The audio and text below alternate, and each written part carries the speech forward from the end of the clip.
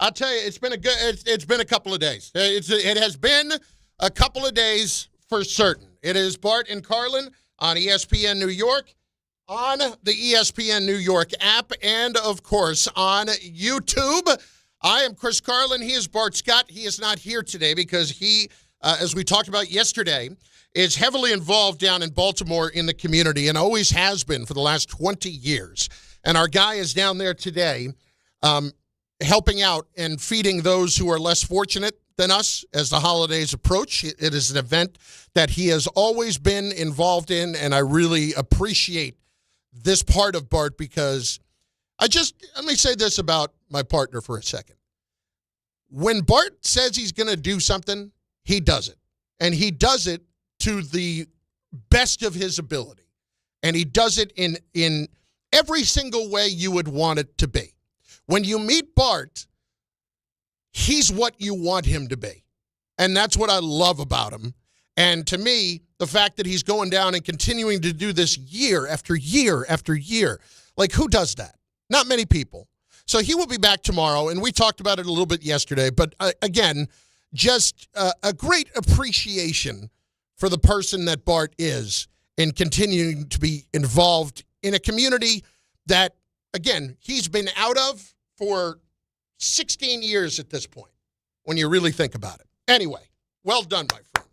It is Bart and Carlin on ESPN New York, on the ESPN New York app, and on YouTube. And we will get to your comments from YouTube in a bit. We have got a jam-packed show today. We have got Mike Tannenbaum at 10:45 today. We've got Kendrick Perkins, Big Perk, coming up at 12:15 today. We have Sideline to Sideline. I'm going to need you to answer the question, am I the Nozzle? And it's not about Cam Skattebo, all right? I'll get to that in a second. No, it's more about an experience I've gone through the last couple of days. So we are going to ask that question, am I the Nozzle in this situation later on? Because I need to know. I'm somebody that, it may not sound like it on the air, but when it comes to like personal things or everyday interactions with businesses, when the job is not done right, I'm not someone that loves to get into conflict too much. And I kind of end up really just kind of taking it. And yesterday, that stopped. And I need to explain myself. But because I am so uncomfortable in that personal conflict, I need to know whether or not I am dead wrong in this or I actually have a leg to stand on. Because I told you part of the story yesterday about going to the dealership to get something fixed. But we will get to that in just a little bit. We will get to Louis Riddick saying something exceptionally interesting about the Jets this morning with DiPietro and Rothenberg. Rick asked the question, and it's a brilliant question. Can I just, you know what? I was a little snippy to Rick this morning because Rick gallivants around this place during the breaks, and he just thinks, let me jump in. I'm the big conduit. I can make everybody feel better about themselves. Look at me. I'm building bonds among everybody. That's Rick, right? So he walks into our meeting, and I said, no, please just walk in. It's not like we're not doing anything. It's doing one of their commercial breaks. And he's like, well, I know where I'm not wanted. And I said, good. So, like, right there, yeah, I was kind of being a nozzle. But, it's just Rick. He can walk in, think he can just take over the room, start chewing on the scenery. That's his deal. But I will give Rick all the credit in the world because Rick knew what he was doing this morning, and he got the answer that he wanted, and we're going to hear that in just a little bit. Well done, Rick. He may not think that I don't like him, but I love him. I always have. And I respect what he does. Except for the whole, getting paid for a long time to not play Bobby Bonilla thing. Other than that, I actually do kind of respect him for that. Because if I could do that, I would absolutely do that. You can call me Bonilla all you want. But I do know how much it actually rips him apart that he couldn't do it. Wow, we've been all over the place. Here's where we start today. Skattebo! I honestly can't believe it's become this. I really can't. But am I surprised at doubling down when you're a rookie and you are the toast of the town when you're out there playing? When you're out there playing. Am I surprised by any of that? I'm not. Perhaps I need to consider that a little bit more deeply. So we obviously had issues with Skattebo from the Giants going to the WWE event the other night, but not because he went to enjoy it. Not in the least. I am not someone who says, this team is losing. You can't have any fun. You should have your head buried in a playbook, sitting at home in the dark, watching tape all the time. Even though you are injured, you should be rehabbing like the $6 million man. No. You're doing all the things that you're supposed to do when it comes to that. But when it comes to getting involved from a physical standpoint, that's just flat out dumb. And you can say all you want about, well, he wasn't in the ring, he wasn't this, he wasn't that, there was a barrier, all this other stuff. Get off my lawn, old man, and all this crap. You guys, that's fine. I just want to ask you this one question. For all of the Giant fans who have said, no big deal, love this guy, do whatever you want, kid. How many of you, if he had fallen, if he had gotten shoved backward and had injured himself in another way, how many of you would have been bat blank nuts yesterday and today about it? All of you that say, no big deal. No big deal. No. Let the kid live his life. I want him to live his life. He's out there having fun and being a celebrity, and that's great, man. Like, the average career of an NFL player is less than 4 years. So while he has that opportunity, he should go out and do that. And if I were him and they were offering me free tickets to sit in the front row of the WWE the other night, and frankly, probably paying me to show up with Abdul Carter, I probably would have done it. But when we have Abdul Carter and his issues from the day before, that obviously is a bit of a problem, just from an optical standpoint. But, again, not going to tell you to stay home. It's your day off, blowing off some steam. You're 2-9. All right. Here's the Skattebo problem, okay? The tweet. The doubling down. Throwing it out there on social after the fact. Here's the quote from yesterday. Honestly, if you don't like that I'm having a good time while dealing with a tough time, then just go ahead and unfollow and casually move on. I'm not able to play football and have the fun I've been having my whole life, so I am doing things outside the box, trying to find stuff to keep me happy. Enjoy the rest of y'all's week, and just don't talk about me if you ain't got nothing nice to say. Okay. Listen, kid.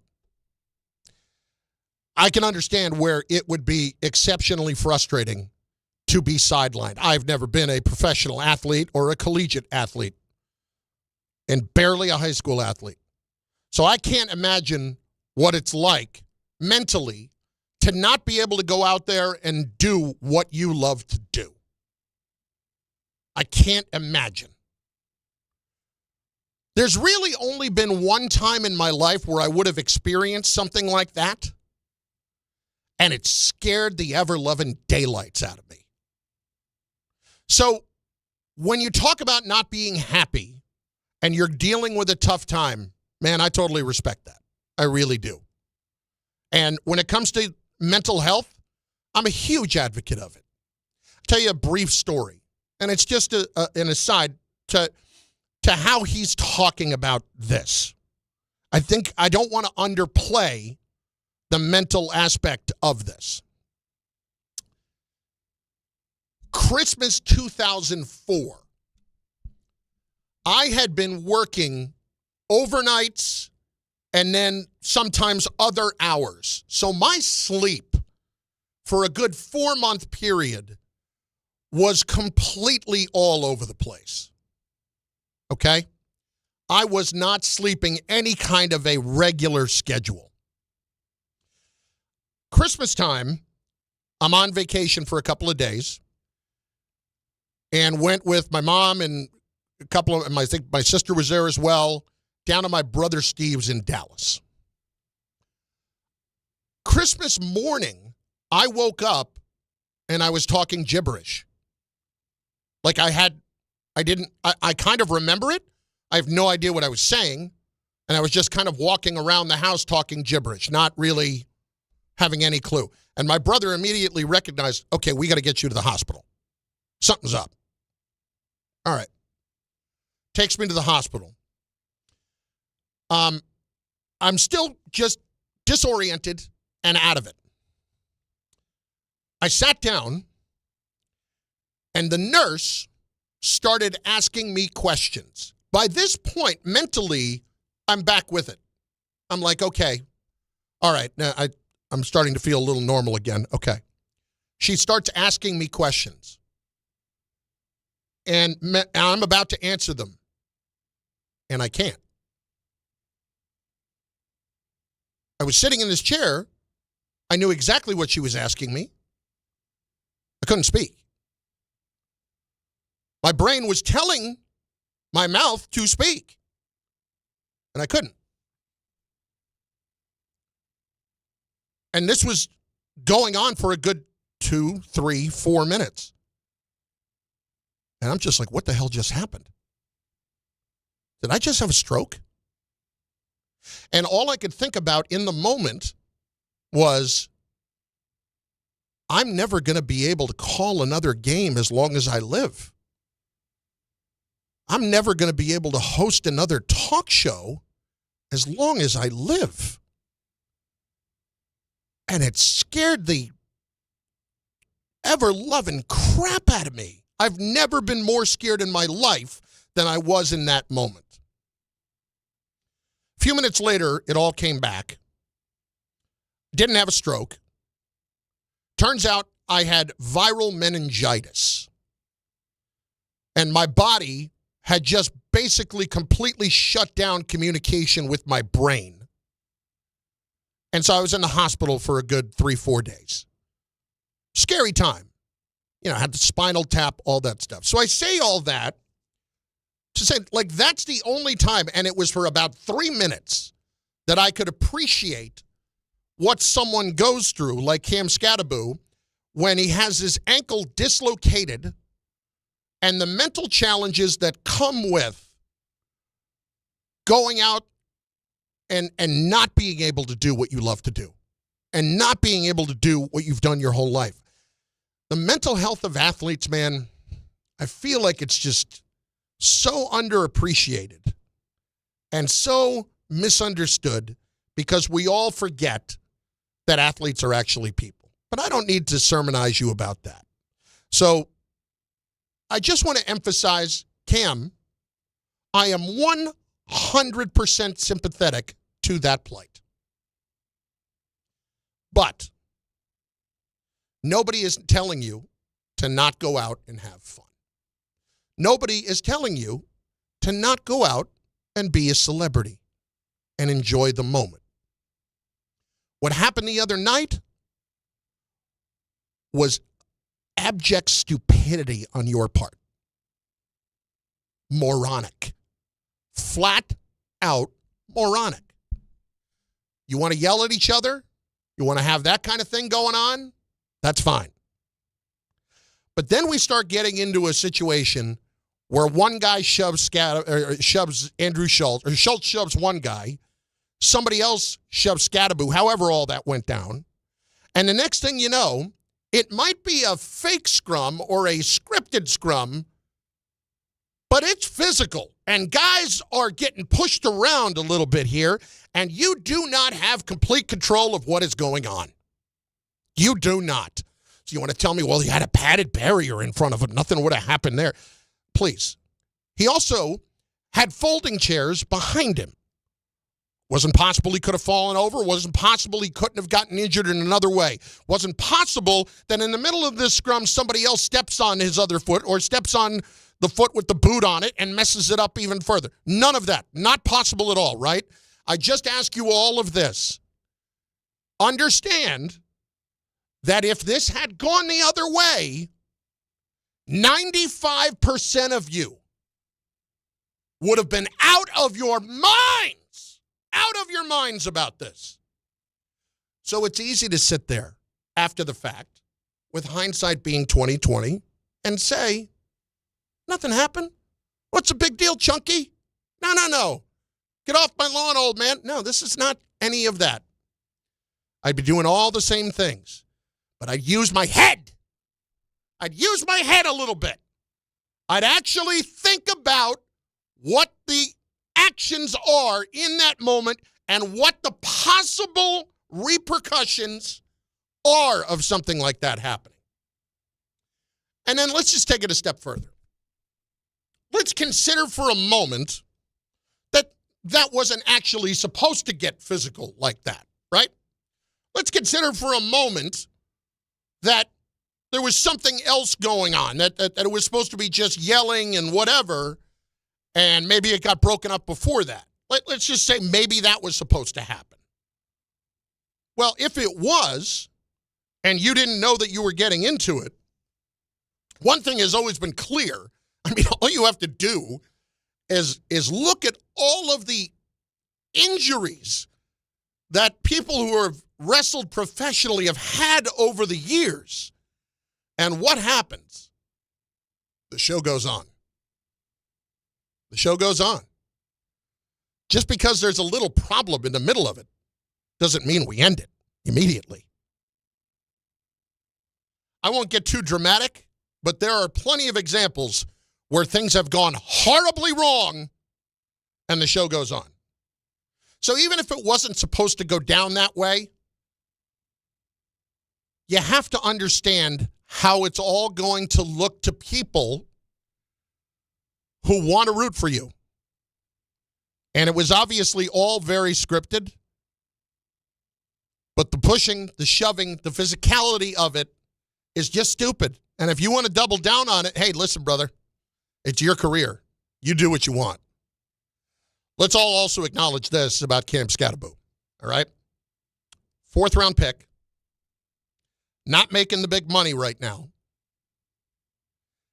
Getting out there and getting a chance to do these kinds of things, I guess, helps with your brand, and you want to try to expand that while you can, because we don't know exactly how long your career is going to be, especially when you are a battering ram. All you do is run through and over people. That's what you try to do. You can believe that you are indestructible. Ask every other guy who's ever done it. Every other guy who's ever done it, especially at that position. It does not last forever. Most of the time, it does not end on your terms. And that's what you have to understand about it. So are you honestly going to tell me that nobody from the Giants says a word to him about it? Do you think anybody from the Giants said a word to him about it? Tom, do you think anybody from the Giants actually said, and when I say anybody, I'm talking about management. I'm not talking about other players. I'm talking about management. Do you think anybody from the Giants has actually said anything about this to him? Because the reason I ask is this tweet would suggest to me otherwise. But I'll ask the question. What do you think? I would hope that they would know that he's going to WWE. I mean, obviously, they probably just think he's going to be a guest there. I mean, I think if anything, they would have said, hey, just don't get in the ring. Like, I think staying on the outside, he'd be perfectly fine. I don't think there would be anything to really talk about there. But I'm talking about after the fact. Do you think that anybody since has said something to him like, maybe we smarten up a bit? I think if there was anything, it probably just would have been maybe a light talking to. It's like, hey, just remember, just be careful if you're going to get physical, like doing any of your appearances. I think that is a very, very optimistic way to look at it. I'm an optimist. Ray, known non-optimist. Your take on this. Do you feel as if anybody from the Giants, since this happened, would have said anything to him? I think they probably went to him and just asked, when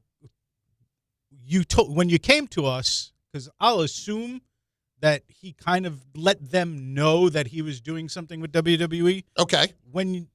Did you know there was going to be a shoving match? Like, do you think He may not have. He may not have. And that's why I say, like, let's say that wasn't supposed to happen. But what's the next step if you're the wrestlers? It's not like they're just going to walk away from it. The show goes on. This kind of thing can happen. So anyway, you're right. He may not have known. And again, if you watch what happened, he makes like the first shove, then he's not really touched. Stuff goes on around him. The guy, if you go back and look, another guy shoved him back. Kind of like touched him on the head. Didn't really. There was no shove going on. But you're also in the middle of a bunch of guys kind of moving around. Can't really predict what's going on. Again, I'll ask the question. Do you think anybody since has said anything to him? I prefer he does that if he's getting an appearance fee than something like that breaking out if he's just hanging out at a club. I understand because you'd think it's scripted. No, not even just scripted, but just it's more controlled. But again, I'll ask the question. Do you think anybody from the Giants since has said anything to him about it? Nothing like crazy, I don't think. I think they just approached him about it. And therein lies the problem. Let's get to the bigger picture here. If the Giants have actually not said anything about this, that's a bigger problem. They may have known in advance that he was going to do this, but do you think for a moment, if they did know in advance, and they knew there was a physical aspect to it, that they would have been cool with that? The answer is no. There's no way the Giants would have been cool with pushing and shoving back and forth. Absolutely no way. So now, after the fact, after it's happened, and he's drawn criticism from me, from the guy who's actually been in the ring and done something similar in the offseason, from Bart Scott, who has done something like that and has been in Kurt Angle's ankle lock. He said that he was wrong for doing it. Nobody from the team is going to say anything to a fourth-round pick who is a running back. All I will say is this. I hope to God that Joe Shane had a meeting in his office. This tweet indicates to me no such thing has happened. Because that tweet is doubling down on your actions, and that tweet is, no, I haven't learned any lesson. Screw all of you. Nobody's not telling you to go and live your life. What we are saying is smarten up. Smarten up. Your ankle was turned one way and your leg was turned the other way. And you are still in a boot a few weeks removed from surgery. And you think it's a good idea to get involved with something that got a little physical like that. Smarten up. It may not have gone down the way it was supposed to go down. Okay? I'm going to acknowledge that. But we have seen too many other times that the show is not going to stop. In any case, the show is not going to stop. I mean, I can think of Triple H himself ripping his pec up a couple of years ago. I think he like tore it off the bone or something like that in a match with Shawn Michaels and The Undertaker and Kane over in Saudi Arabia. And the show went on. Every injury, the show goes on.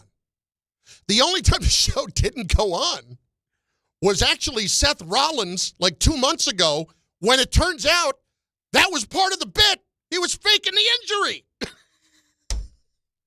So they let LA Knight go ahead and pin him. You think I don't know my stuff? I know my stuff. They let LA Knight go ahead and pin him to get that over with to really make it look good. Smarten up. Okay? Go live your life. Go eat at every restaurant you want in the city. Go sit in the front row of every game, every event, every concert, everything that you would ever want to. Take advantage of it all, kid, because, dear God, it can disappear tomorrow. But smarten up. And for any of you that think this is no big deal and think, lighten up, Francis. Something went haywire there. What would you be saying today? Please respond however you would like at 800-919-3776 and also over on the chat on the YouTube channel. I would love to hear from you. I would love it. Bart and Carlin, we are just getting started on a jam-packed show on ESPN New York, the ESPN New York app, and on YouTube. Listen up, New York. It's football season, and you should be out there enjoying every play, every tailgate, every moment. But if you're dealing with neck pain, back pain, joint pain, or sciatica, even getting off the couch can feel like a challenge. That's where Dr. J. Shaw at Sandwell Pain comes in. He's one of New Jersey's top pain specialists, Ivy League trained, double board certified, and dedicated to getting you back in the game. Here's the difference. No surgery, no scars, no long recovery, no pain medication. Just precise, non-surgical, image-guided procedures that get real results. Dr. Shaw treats everything from neck pain, back pain, migraines, nerve pain, and chronic joint pain. And he builds a custom game plan that's right for you. Same day or next day appointments are available with offices in Woodbridge, Livingston, and Inglewood. And yes, most major insurances are accepted. So don't let pain keep you on the sidelines this season. Go to SandwellPain.com to call, text, or book online. Relief is closer than you think, and it starts today. Good Karma Brands is proud to be an equal opportunity employer, providing equal employment, development, and advancement opportunities to all teammates and applicants. To learn more about careers with us, please send an email to talentacquisition@goodkarmabrands.com. That's talentacquisition@goodkarmabrands.com. The big story continues in Fairfield County, northbound 95 Connecticut Turnpike closed since about 6:30 at exit 4. Pedestrian accident. Traffic is jammed as it's been all morning. Route 1, all traffic is dumped onto Route 1 off of exit 4. And the Merritt Parkway, not much better. On this rainy day, very slow in Brooklyn. Inbound Gowanus BQE combo from the Verrazano Bridge all the way up toward the Brooklyn Bridge. And the Bell Parkway, east and westbound delays by Cropsey Avenue with a crash. 45 minutes at the George Washington Bridge, Lincoln and Holland tunnels with a 15 to 20-minute delay. Maybe some delays forming at Kennedy Airport. We're just getting word of that. There's also a backup on the Meadowbrook Parkway northbound past the Southern State with a crash. And New Jersey Transit, 15-minute delays in and out of New York's Penn Station. I'm Bob Williams on 880 ESPN New York. FanDuel is the #1 sportsbook for same-game parlays. From points and rebounds to threes and assists, FanDuel is the best place to combine your favorite picks into a same-game parlay or track every stat live, all in one easy-to-use app. And right now is the perfect time to join because new customers get $150 in bonus bets if your first $5 bet wins. So bet on the players you love the way you want. Head to FanDuel.com/Rick to sign up today. FanDuel, official sports betting partner of the NBA. All in one easy-to-use app. And right now is the perfect time to join because new customers get $150 in bonus bets if your first $5 bet wins. Must be 21 and older and physically present in New York. First online real money wager only. $5 first deposit required. Bonus issued as non-withdrawable bonus bets that expire 7 days after receipt. Restrictions do apply. See terms at sportsbook.fanduel.com. For help with a gambling problem, call 1-877-8-HOPE-NY or text HOPE-NY at 467369. Hey, let me ask you something. Would you seat your 3-year-old child on a windowsill? Would you seat them beside a lit fireplace or by the deep end of a pool? One last question. Would you seat your child in a car seat that's not correct for them? Car crashes are a leading killer of children ages 1 to 13. Secure their future. Seat them in the correct car seat. For more information, visit safercar.gov/the right seat. Sponsored by the New York State Governor's Traffic Safety Committee. Feeling stuck on your own 10-yard line in the career game? Maybe it's time to just go for IT. My Computer Career has the game plan to score a rewarding new IT career in months. Whether you're a rookie, a breakout career changer, or a military veteran ready to serve. Why spend years chasing a college degree when you can fast-track your future in IT starting now? Take your mark, get set, go for IT. Take the free career evaluation at mycomputercareer.edu today. Financial aid is available to those who qualify, including VA benefits. Some people just know you can save money on car insurance by checking Allstate first. Like to check Kirk Herbstreit's pregame analysis first, before talking to your brother-in-law. In this game, the key thing to watch will be the offensive line versus their front seven. If they can get pressure without blitzing, this could be a long night. Okay, Kirk. I know stuff. Ooh, checking first is smart. So check Allstate first and see what you could save. You're in good hands with Allstate. Potential savings vary, including based on how you buy, subject to terms, conditions, and availability. Allstate North American Insurance Company and affiliates, Northbrook, Illinois. Mike Tannenbaum in 14 minutes. Anxious to get his take on this and also the Jets quarterback situation. Bart Carlin, ESPN New York, and on the ESPN New York app. I'll get a couple of these calls in before we turn to the Jets quarterback situation. Frank in Newark is up on ESPN New York. Hello, Frank. Good morning.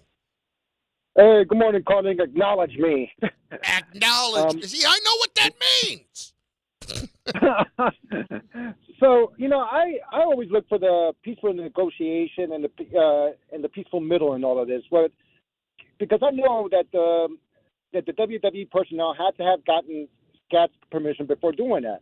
And another way that he could have, if he wanted to be involved with the show that wouldn't cause physical interaction, would have been in the past. You remember the WWE used to announce guest general managers for the show.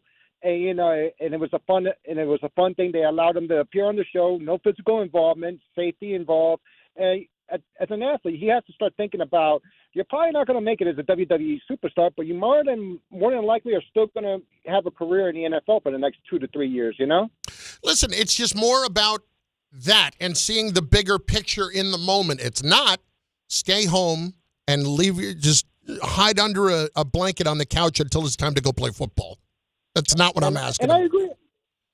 Yeah, and I agree. He has a right to enjoy his fun, but he could have found other ways to express his fun, and one of them would have never. The solution I provided would have never involved him getting physically involved. It would have been a nice, funny way for him to be a part of the show and still have fun on the side. I mean, they, as an entertainment business, the WWE has to respect the fact that he's also in the sports entertainment business. Plus, he's an athlete. The physicality part of it is where my issue lies. That's it. Has nothing to do with anything else. For that to have turned physical, even let's just argue for the hell of it that it wasn't supposed to. Show goes on, man. Like if it's not getting broken up or it's just escalating. Like, they're not going to just walk away and make it look like a bad show. They do give people their money's worth. They believe in that. And sometimes to a fault, they do. David in Elizabeth is up next on ESPN New York. David, what's going on, brother? What up, Chef? How are you? Good, Yep. A regular day in the neighborhood for us. What's crazy? This question is for you. And I saved it for you from yesterday, so let's jump straight into it before we get into sports. So you were talking about how you used to fandangle and finesse the progress report card. I want to say this. I wish Bart could hear this, but I'll repeat it another time. I was the master at getting disciplined and growing up. Like, I got some of the best ass kicking from my parents. And this would be a greatest hit on what I got as a kid. I swear to God. Like, do you know what it's I hate to say it. Like, listen, in my household, C on a report card stood for corporal punishment. So, I was highly motivated to get to that progress report before anybody else. I always got blessed, Carlin, because my mom already knew I did something stupid. Or if not, I got the phone call like, oh, yeah, Mrs. Osina said that, did you see the progress report? Because, you signed it and the signature looked a little funny. Man, I've been forging signatures since I was like 8. Yeah, see, man, this is the problem. What I thought the brilliant part of that was I wasn't forging anything in terms of a signature. I was just changing the grade and then later on spilling some apple juice on it to make it look good. Problem is, you can only go to that well once. Oh, yeah. And you know what the crazy part is growing up, man? I was always like the bad apple. My older brother always gets the front row of me getting disciplined or getting blessed wherever I'm at. You know how that is. But let's jump into sports, man. As far as the benching of Justin Fields, they had to do it, man. Like, yo, elementary school yardage by halftime is unacceptable. Like, bro, like they were breaking it down, like some of the, sports analysis and some of the guys, and they're like, dude, you didn't even crack 100 yards. Yo, if you passed it twice in one drive, you got 50 yards. Yeah. Two good passes, you got 50 yards. Come on, bro. Like, it's just mind-blowing. It's mind-blowing. And not for nothing, Glenn should have did it a long time ago. And, yeah, as you can see, he can't play games with us now about, oh, yeah, I'm not going to tell you my quarterback is. He's so terrible. The other team is like, yeah, if Tyrod don't come out, they're just going to give us a free W. So, yeah, he better bring out Tyrod. What I wonder will happen today is if he comes out during the press conference and somebody asks who the quarterback is and he says, ask Diana Rossini. I don't know if he'll do that this time. I don't know if that'll happen. I have a feeling he may just say, yeah, Tyrod's going to be our guy, and here's our message on that whole thing. I wouldn't expect it to go any other way. It's Bart Carlin on ESPN New York and on the ESPN New York app. I'll just get to some of the comments here. If you're not in on the YouTube chat, by all means, please get involved. Jersey G, and I'm just going to call you Jersey G because I can't say what you actually have written there. Saying I'm going too nuts over this thing and wants to get more involved in the Knicks conversation tonight. We're going to talk Knicks in a little while. Like I said, Kendrick Perkins is coming on later on. The problem is you can say that nobody cares because nothing happened. What if something happened? Because it's not like that's out of the realm of possibility that something would have happened. I wouldn't have said a word. Even if he was just jawing with a guy and it didn't get physical, it's that it got physical. I mean, was it not supposed to? Was that what was going on? I don't think that was the case. But I guess I would ask this question as well. If the Giants knew about it in advance and Cam said to them, hey, I'm going to this thing tonight. I'm getting a little appearance fee to go do it. We're going to have a moment where we're yelling at each other and being tough guys, and then we're going to shove each other. You think the Giants would have been good with that? I don't know. My guess would be no. And maybe that's the bigger problem if they were. Like, if that's what leadership is, and I know, kids are different these days. Age oftentimes has a lot to do with stupid decisions. Sometimes it doesn't. I know a lot of people my age who make very stupid decisions, myself included in that. But my point would simply be this. Wake up. Oh, that was Cam. Bart Carlin on ESPN New York. What really interests me this morning with Rick and Dave, we're going to talk about in just moments with Mike Tannenbaum. But I'm going to not leave you hanging on the topic. I want you to take a little time and consider this before we discuss.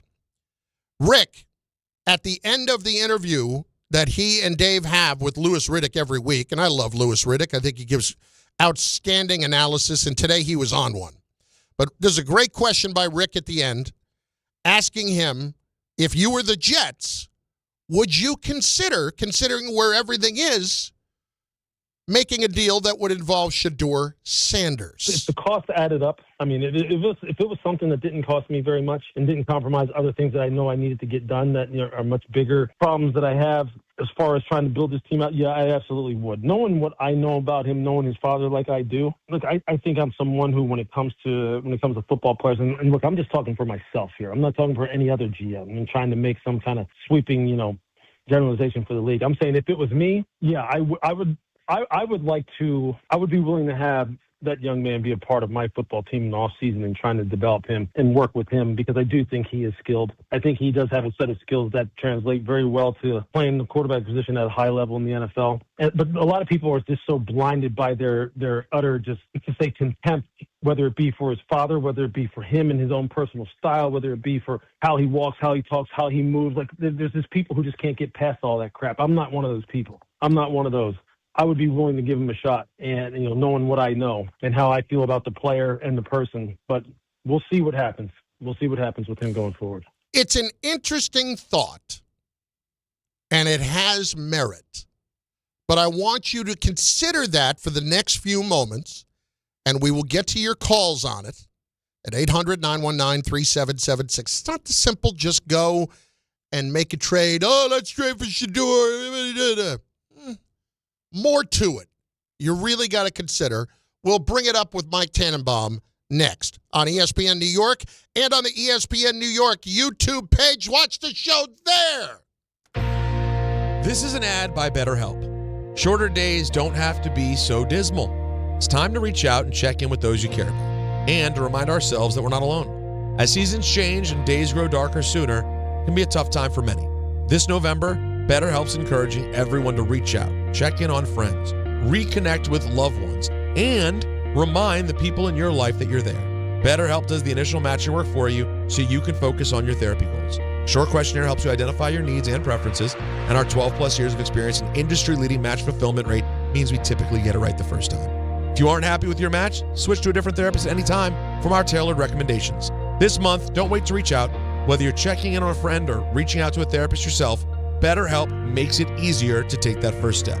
Our listeners get 10% off their first month. Just call pound 250 and say the keyword timeout. That's keyword timeout after calling pound 250. At Jake's 58 Casino Hotel this November, it's your chance to gobble up the green and feast on your share of $55,000 cash. Earn entries all month long and join us on Friday, November 28th from 4 to 6 p.m. 2 winners will be drawn every hour to win up to $10,000 cash. Then at 7 p.m., 1 lucky winner will take home a grand prize of $20,000 cash at Jake's 58 Casino Hotel. If gambling is a problem for you or someone you care about, please call the 24-hour toll-free helpline at 1-877-8-HOPE-NY or text HOPE-NY. Right now at Bay Ridge Honda, experience the wonder of holiday savings on Honda cars, trucks, and SUVs during Happy Honda Days, like the Accord SE, only $239 per month, or the all-wheel drive Honda Ridgeline for only $289 a month. These clearance deals won't last long. Plus, receive thousands in benefits and savings with their Bay Ridge Plus Advantage plan. Upfront pricing, total peace of mind. Visit BayRidgeHonda.com. 36 months lease, 7,500 miles per year, $38.99 down, plus tax, tag, and fees. See dealer for full details.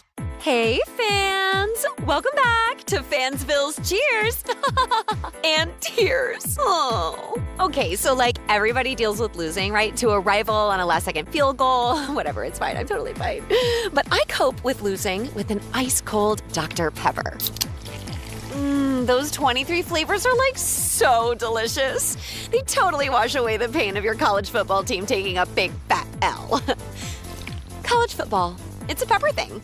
Tire care shouldn't come with extra costs or surprise fees, and it should be simple, straightforward, and stress-free. So at Midas, they're rolling out the limited lifetime tire guarantee. Included with every tire purchase with paid installation, you'll pay nothing for flat repairs, nada for flat replacements, zilch for tire rotations every 5,000 miles, and zero for other preventative maintenance. So with this limited lifetime tire guarantee, you'll pay a whole lot of nothing compared to what the other guys charge for tire care. That's a limited lifetime tire guarantee only at Midas. Actual price will depend on product and subscription plan. Featured products are compounded drug products, which the FDA does not approve or verify for safety, effectiveness, or quality. Prescription products require an online consultation with a healthcare provider who will determine if appropriate. See website for details, restrictions, and important safety information. Want a boost in and out of the bedroom? Hims has you covered. Introducing a new 2-in-1 approach to level up your game. Tadalafil for better bedroom performance and zinc for testosterone support. Put it all together and you've got what you need to turn things all the way up. Getting started is simple. Just go to hims.com/joy to start your free online visit. Through Hims, you can access ED treatments including pills, chews, and more. 100% online.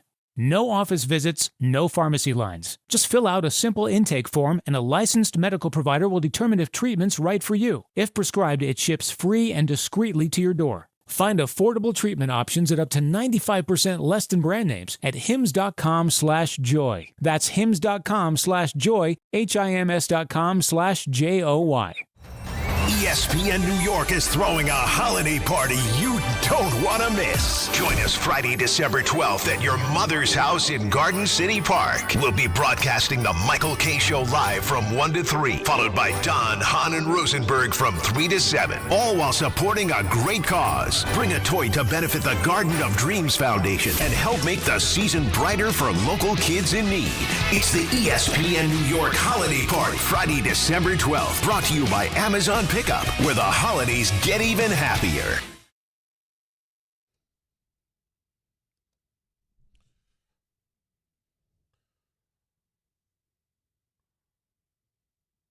He is with us every week. It's one of the best parts of the week. He is Mike Tannenbaum, the former Jet GM. He is our ESPN NFL front office insider, former Dolphin GM as well. And the Mike Tannenbaum Report, brought to you by Samwell Institute for Pain Management. Mike, Chris Solo today.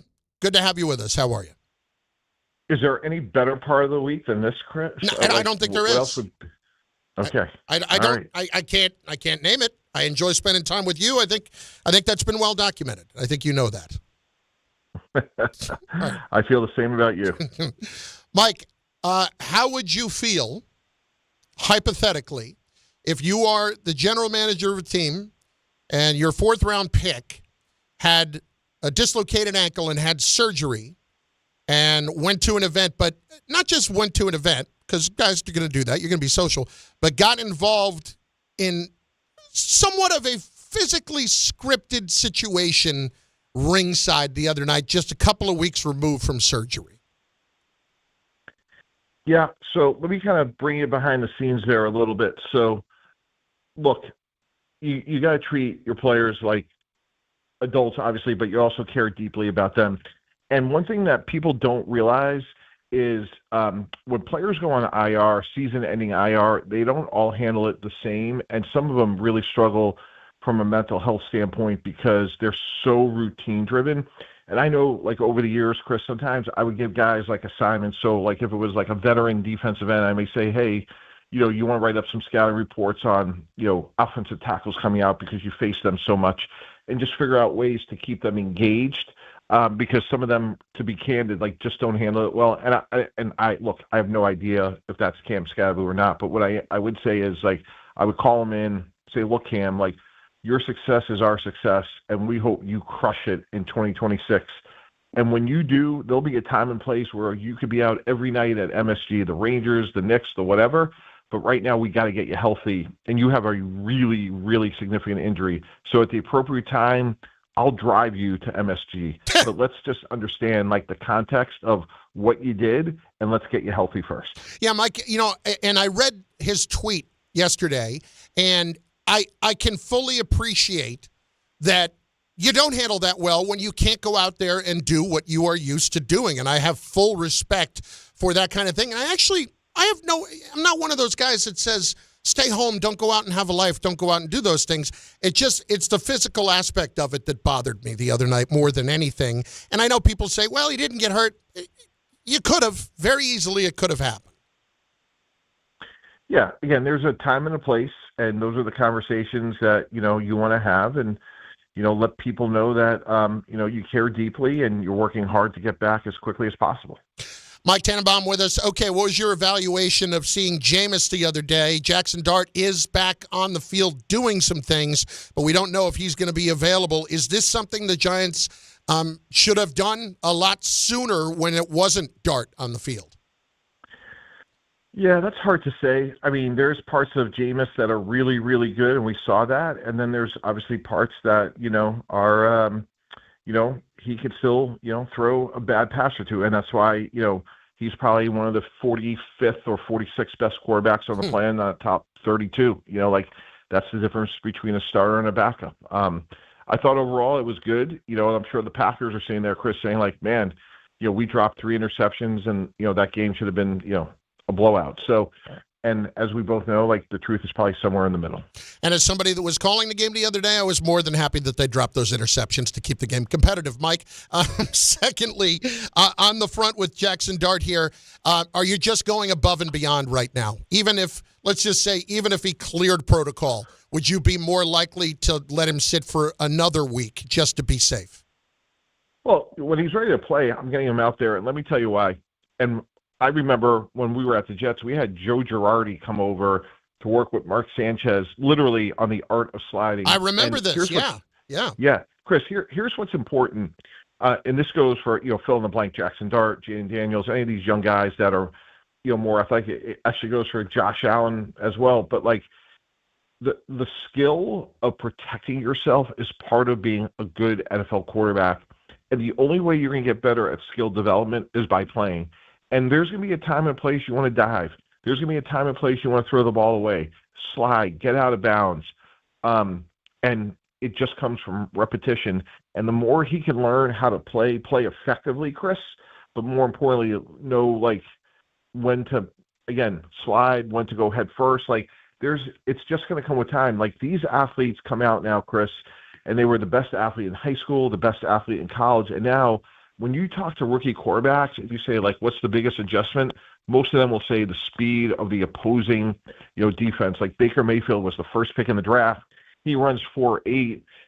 He could outrun people at Oklahoma. Well, guess what? He couldn't outrun people at the NFL, but it took him a while to adjust. So I think him playing is really important for them coming down the stretch. Mike Tannenbaum is with us, ESPN NFL front office insider. Jets are making the switch to Tyrod Taylor. Mike, was it just time?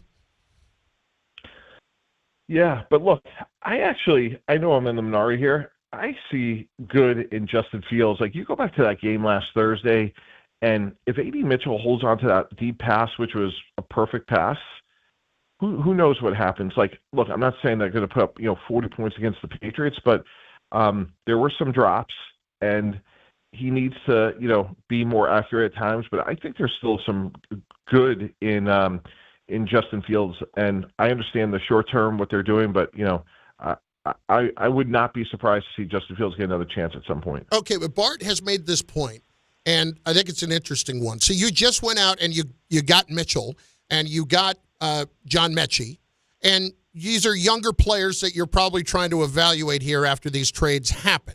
So does Taylor give you a better chance to figure out what you have to work with at this point? Yeah, I don't know about that. Again, Justin Fields is inconsistent, clearly, and Tyrod Taylor certainly has earned a chance, but I wouldn't just say, like, hey, we can't go back to Justin Fields. And, yeah, I think it'll be interesting to see. It was a little bit like the Dallas defense the other night. They go out there with 5 new players, and it looked really, really good. And hopefully for the Jets with A.D. Mitchell and Mechie and Tyrod Taylor, hopefully, it looks good for them as well. Yeah, the other thing I'll just push back, Mike, on Fields, like, when is it that it is what it is? Like, the inconsistency is just what this is, and maybe this guy's just a backup in the league at this point. Yeah, that's a great question. There's 32 GMs that would like to know the answer to that question. We could sit here for the next 3 hours and talk about Jalen Hurts, who gets fired at the University of Alabama, goes to Oklahoma, and gets drafted in the bottom of the second round, and then wins the Super Bowl last year. Could have been the MVP of the Super Bowl the year before, and they're the 1 seed again this year, right? You just never know. Sam Darnold, his chronicles are well documented, so someone will keep giving Justin Fields a chance because he is so talented, he's so high character. But it's a great question.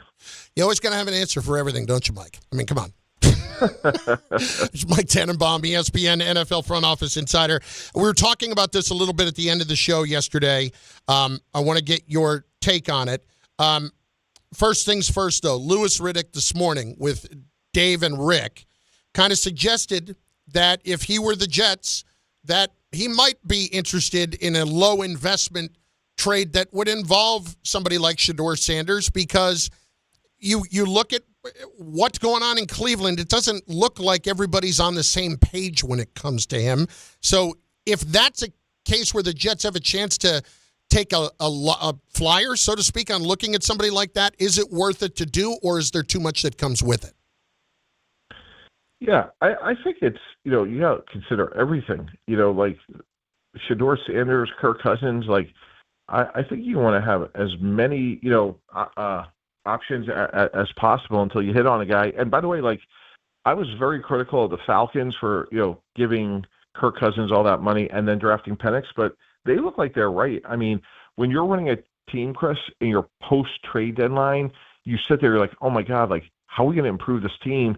And look, like Cousins may be past his prime, Chris, but they're driving to the stadium this week saying, like, we got a chance to win. We got Kirk Cousins. Like, there's a lot of teams that are looking at their backups and saying, like, we have no shot. Like, look at the Vikings. Like, where Max Brosner played the formative years of his career? Yeah, that would be Minnesota. University of New Hampshire. Oh, that's true. He was a transfer. That's right. I forgot. Yeah. So my point is, like, I would definitely look at Shedeur. I had Shedeur as a high second rounder, low first rounder when he came out. And why not? Like he's a big, strong guy that can make all the throws. And if I'm the Jets, sure, in the off season, I'm sure they're going to reevaluate everything. Obviously, ideally, I'm sure they'd like to draft one, but you really can't rule out all your options. And I think depth at this position, you look at that Dolphin Commander game, Marcus Mariota played a BB plus, gets into overtime, and the game's over. And that's the difference typically between a starter and a backup. All right, last one, Mike. And this was what I was alluding to earlier. We look at the AFC. Everybody says how wide open this is. You've got the Patriots. You've got teams like the Colts, the Broncos, all newer teams, so to speak, in the mix. And you've got the Bills and the Ravens and the Chiefs not being at the same level, at least from what some would say, especially when it comes to the latter two, that they have been. Is it still wide? Is it wide open, Mike, or are we giving a little too much credit too soon to some of those newer teams that are up top right now?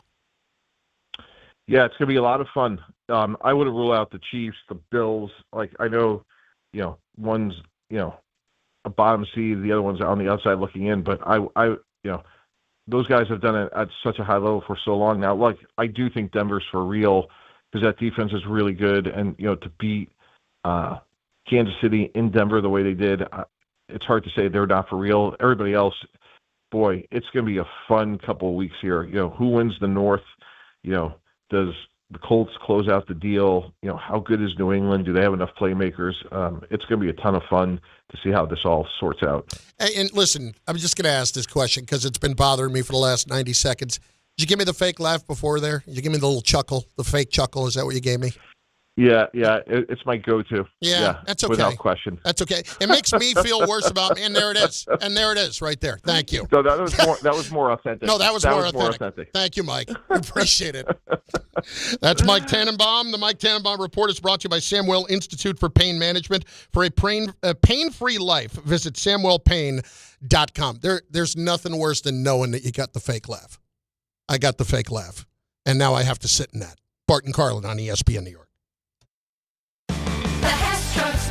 It's better than ever, roaring engines. This year, Hess race cars are here. The Hess stock car racers are loaded with lights, sounds, and a powerful racing motor. Only at HessToyTruck.com. Free shipping and batteries included.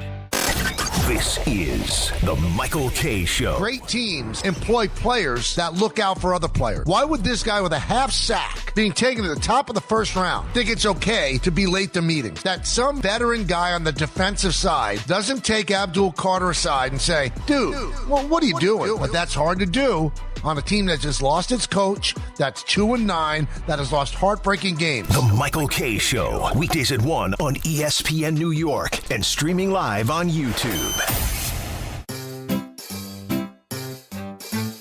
1-877 Cars for Kids. KARS Cars for Kids. 1-877 Cars for Kids. Donate your car today.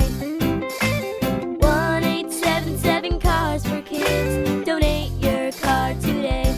Ready to get rid of that old car? Donate it to Cars for Kids. Call 1-877-CARS-FOR-KIDS to reach a friendly live agent. Donation's super easy, and your car can be picked up as soon as tomorrow. Call us now, 1-877-CARS-FOR-KIDS. That's cars with a K to donate your car today. 1-877-CARS-FOR-KIDS. K-A-R-S, Cars for Kids. 1-877-CARS-FOR-KIDS. Donate your car today. Did you know you can donate real estate too? Go to carsforkids.org. That's carsforkids.org.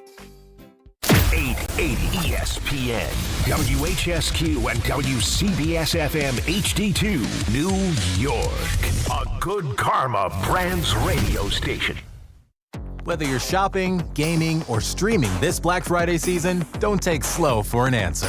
Get Optimum Fiber for the fastest, most reliable, and most consistent internet speeds, starting at $25 a month. Call 888-4OPTIMUM or visit Optimum.com to switch. Act now and get a full year of Netflix, an unlimited mobile line, a $400 prepaid card, and more, all on us. Call 888-4OPTIMUM or visit Optimum.com today. Optimum, don't take slow for an answer. Terms apply. See Optimum.com for details. A Progressive Home and Auto Bundle can protect you round the clock, but we can't protect you from those painful moments in sports. Oh, I can't believe we blew a 5-touchdown lead. Sure, but you got to feel like they were going to win for almost the entire game. But I was about to buy playoff tickets. So you were prepared for a good time. That's pretty nice. It's the worst loss any team has ever had. And you got to witness history. Okay, we're done here. Well, at least your home and auto are protected with a bundle from Progressive. Progressive Casualty Insurance Company affiliates and other insurers. Not available in all states or situations. At AT&T, we guarantee our network so you can talk college football with your BFF while taking Buster to the vet. Hey, yeah, I can't believe he ate the whole thing of chicken wings. And I can't believe we're staging a comeback. Touchdown! Yes! Staying connected matters. That's why in the rare event of a network outage, you'll automatically get a bill credit for a full day's service. For wireless downtime lasting 60 minutes or more caused by a single incident impacting 10 or more towers, must be connected to impacted tower at onset of outage. Restrictions and exclusions apply. See att.com/guarantee for full details.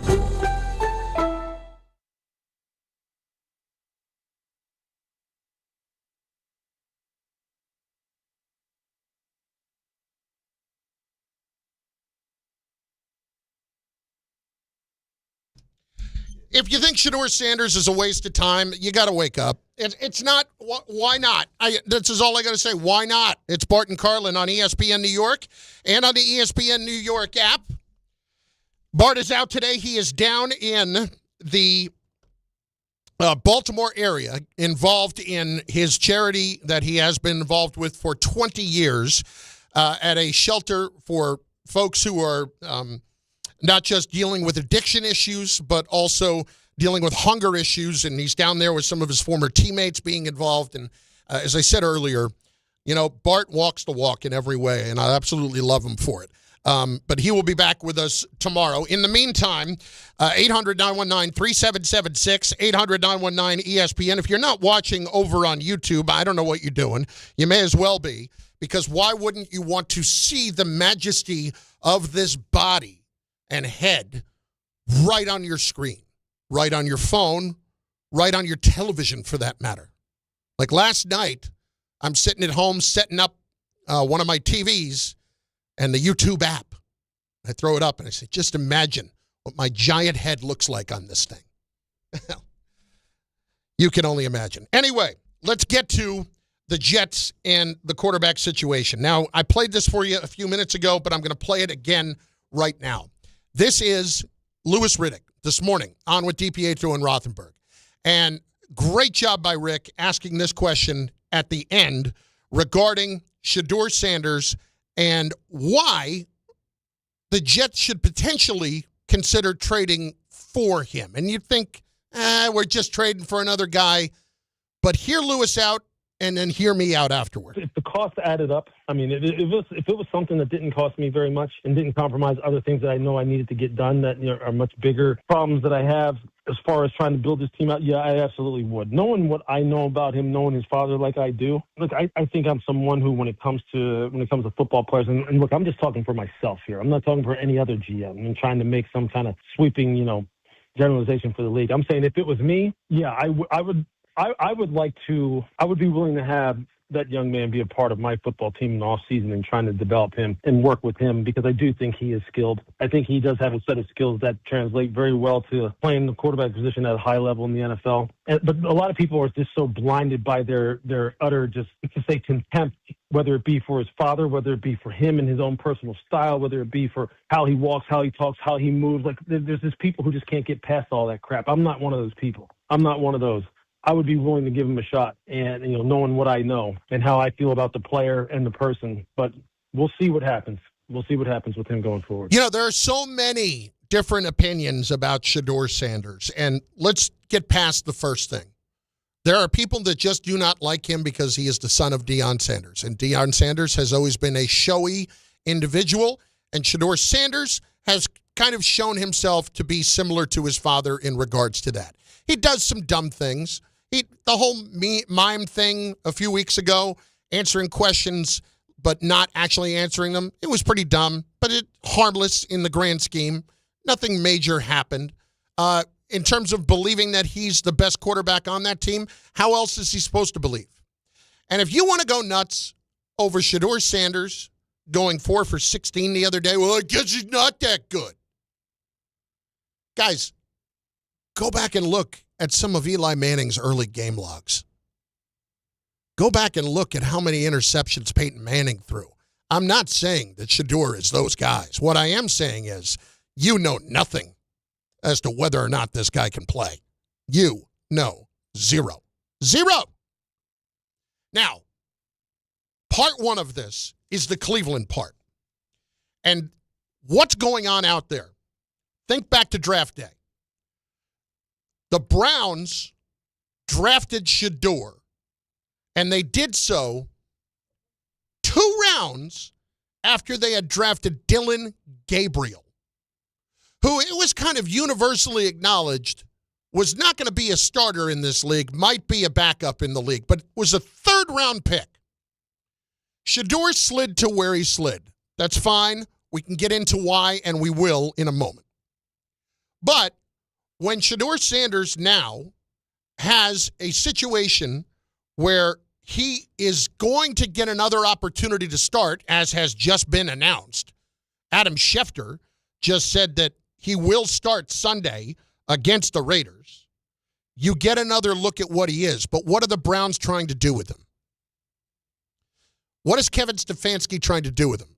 Talking about that draft day, when they drafted him, I have never seen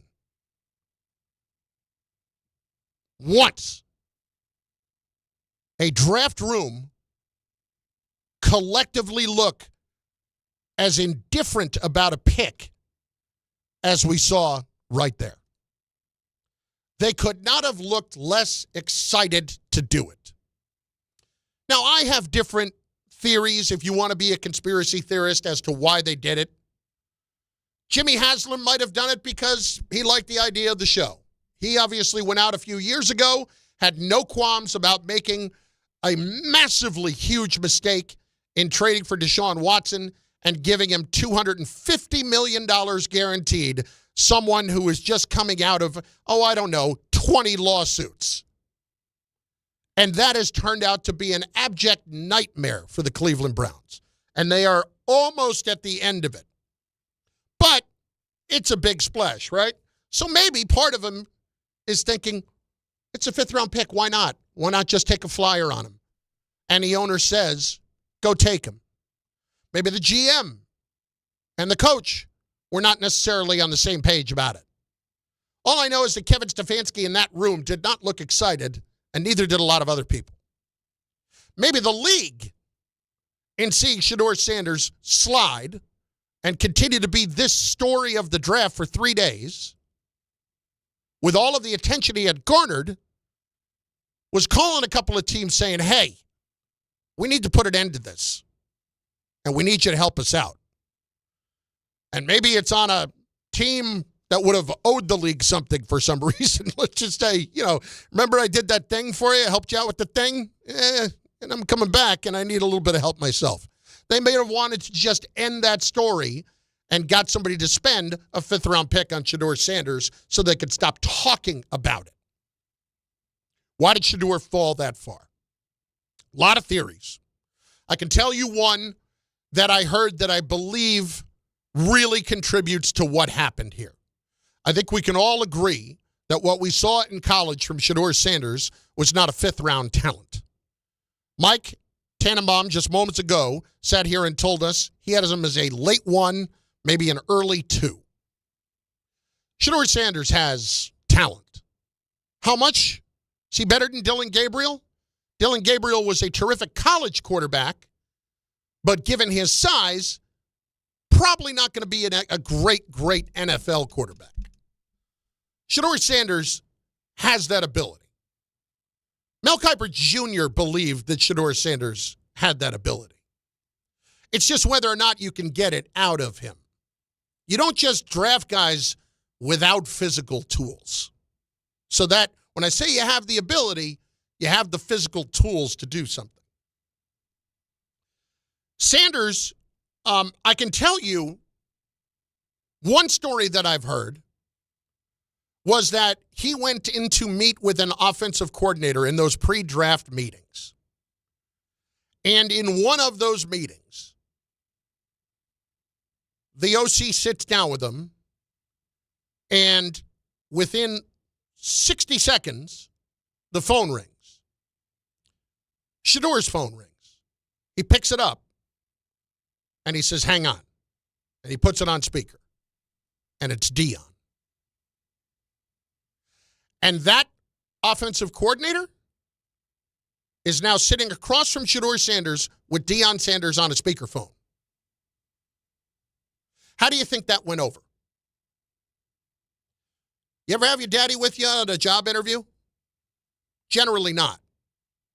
If a team is going to invest a high pick on a player, I don't think they want to have the father in there with them on the phone, even if it is Deion Sanders. Okay? There was a lot made before the draft about what exactly Shedeur wanted, where he wanted to go, where Deion wanted him to go.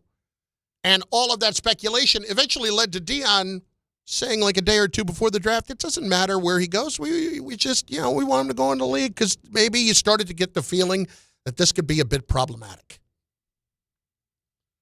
You'll remember that Shedeur was not at the draft. He did not go to the draft. There might have been a feeling that this was potentially going to happen. Tom double-checked that, but I'm 99% sure that Shedeur Sanders did not attend the draft. I mean, I should know. I hosted the damn thing on ESPN Radio. But he did not attend the draft. I believe that to be true. I will triple-check that just as I'm saying it. Because they had an idea of all of that coming. So all of this to simply get to this point. The Jets have no quarterback. The Jets are paying 2 quarterbacks, or at least against the salary cap they are for the next 2 years. If you're going to cut loose Aaron Rodgers as you did, and it was a post-June 1st cut, technically speaking, that money is split up over 2 years, and it's $35 million against the cap next year. Sanders was at home, by the way, during the draft with his family. He did not attend in person in Green Bay at all. Was not going to be the guy sitting there on night 1 and you don't get picked and you're still sitting around in the draft room. That's tough to take. Back to this. So, Shedeur is at a crossroads now in Cleveland.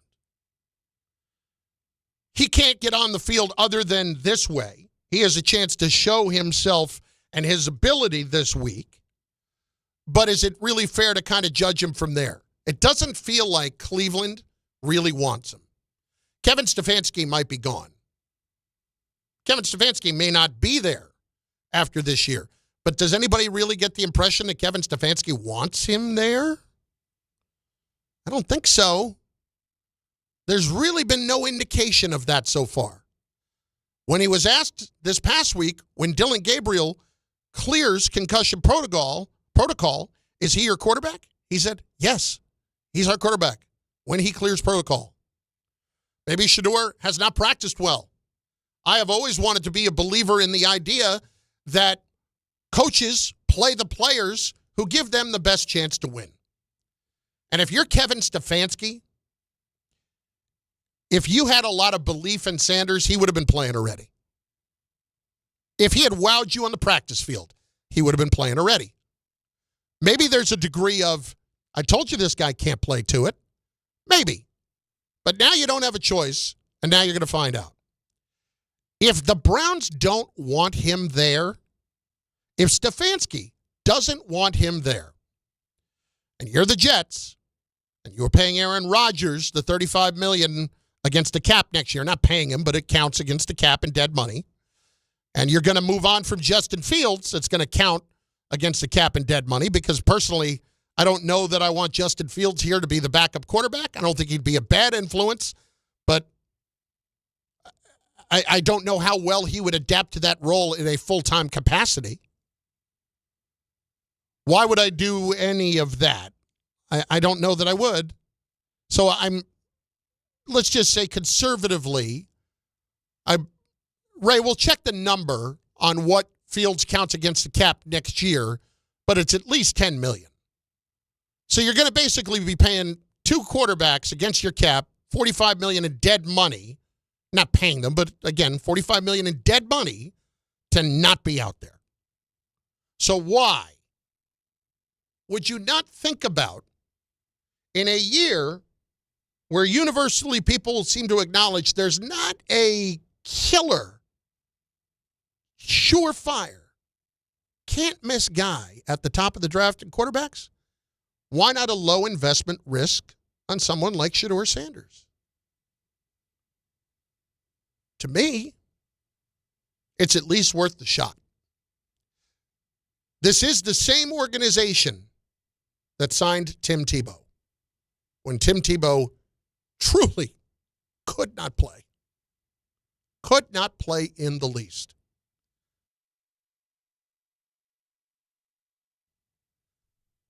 Why wouldn't you at least take a chance? This offseason, the Jets have to find somebody to actually start at the position. And whether that's someone you're going to draft this year, or you don't believe in anybody and you want to wait another year until you have 3 first-round picks, you're well within your rights to do that. But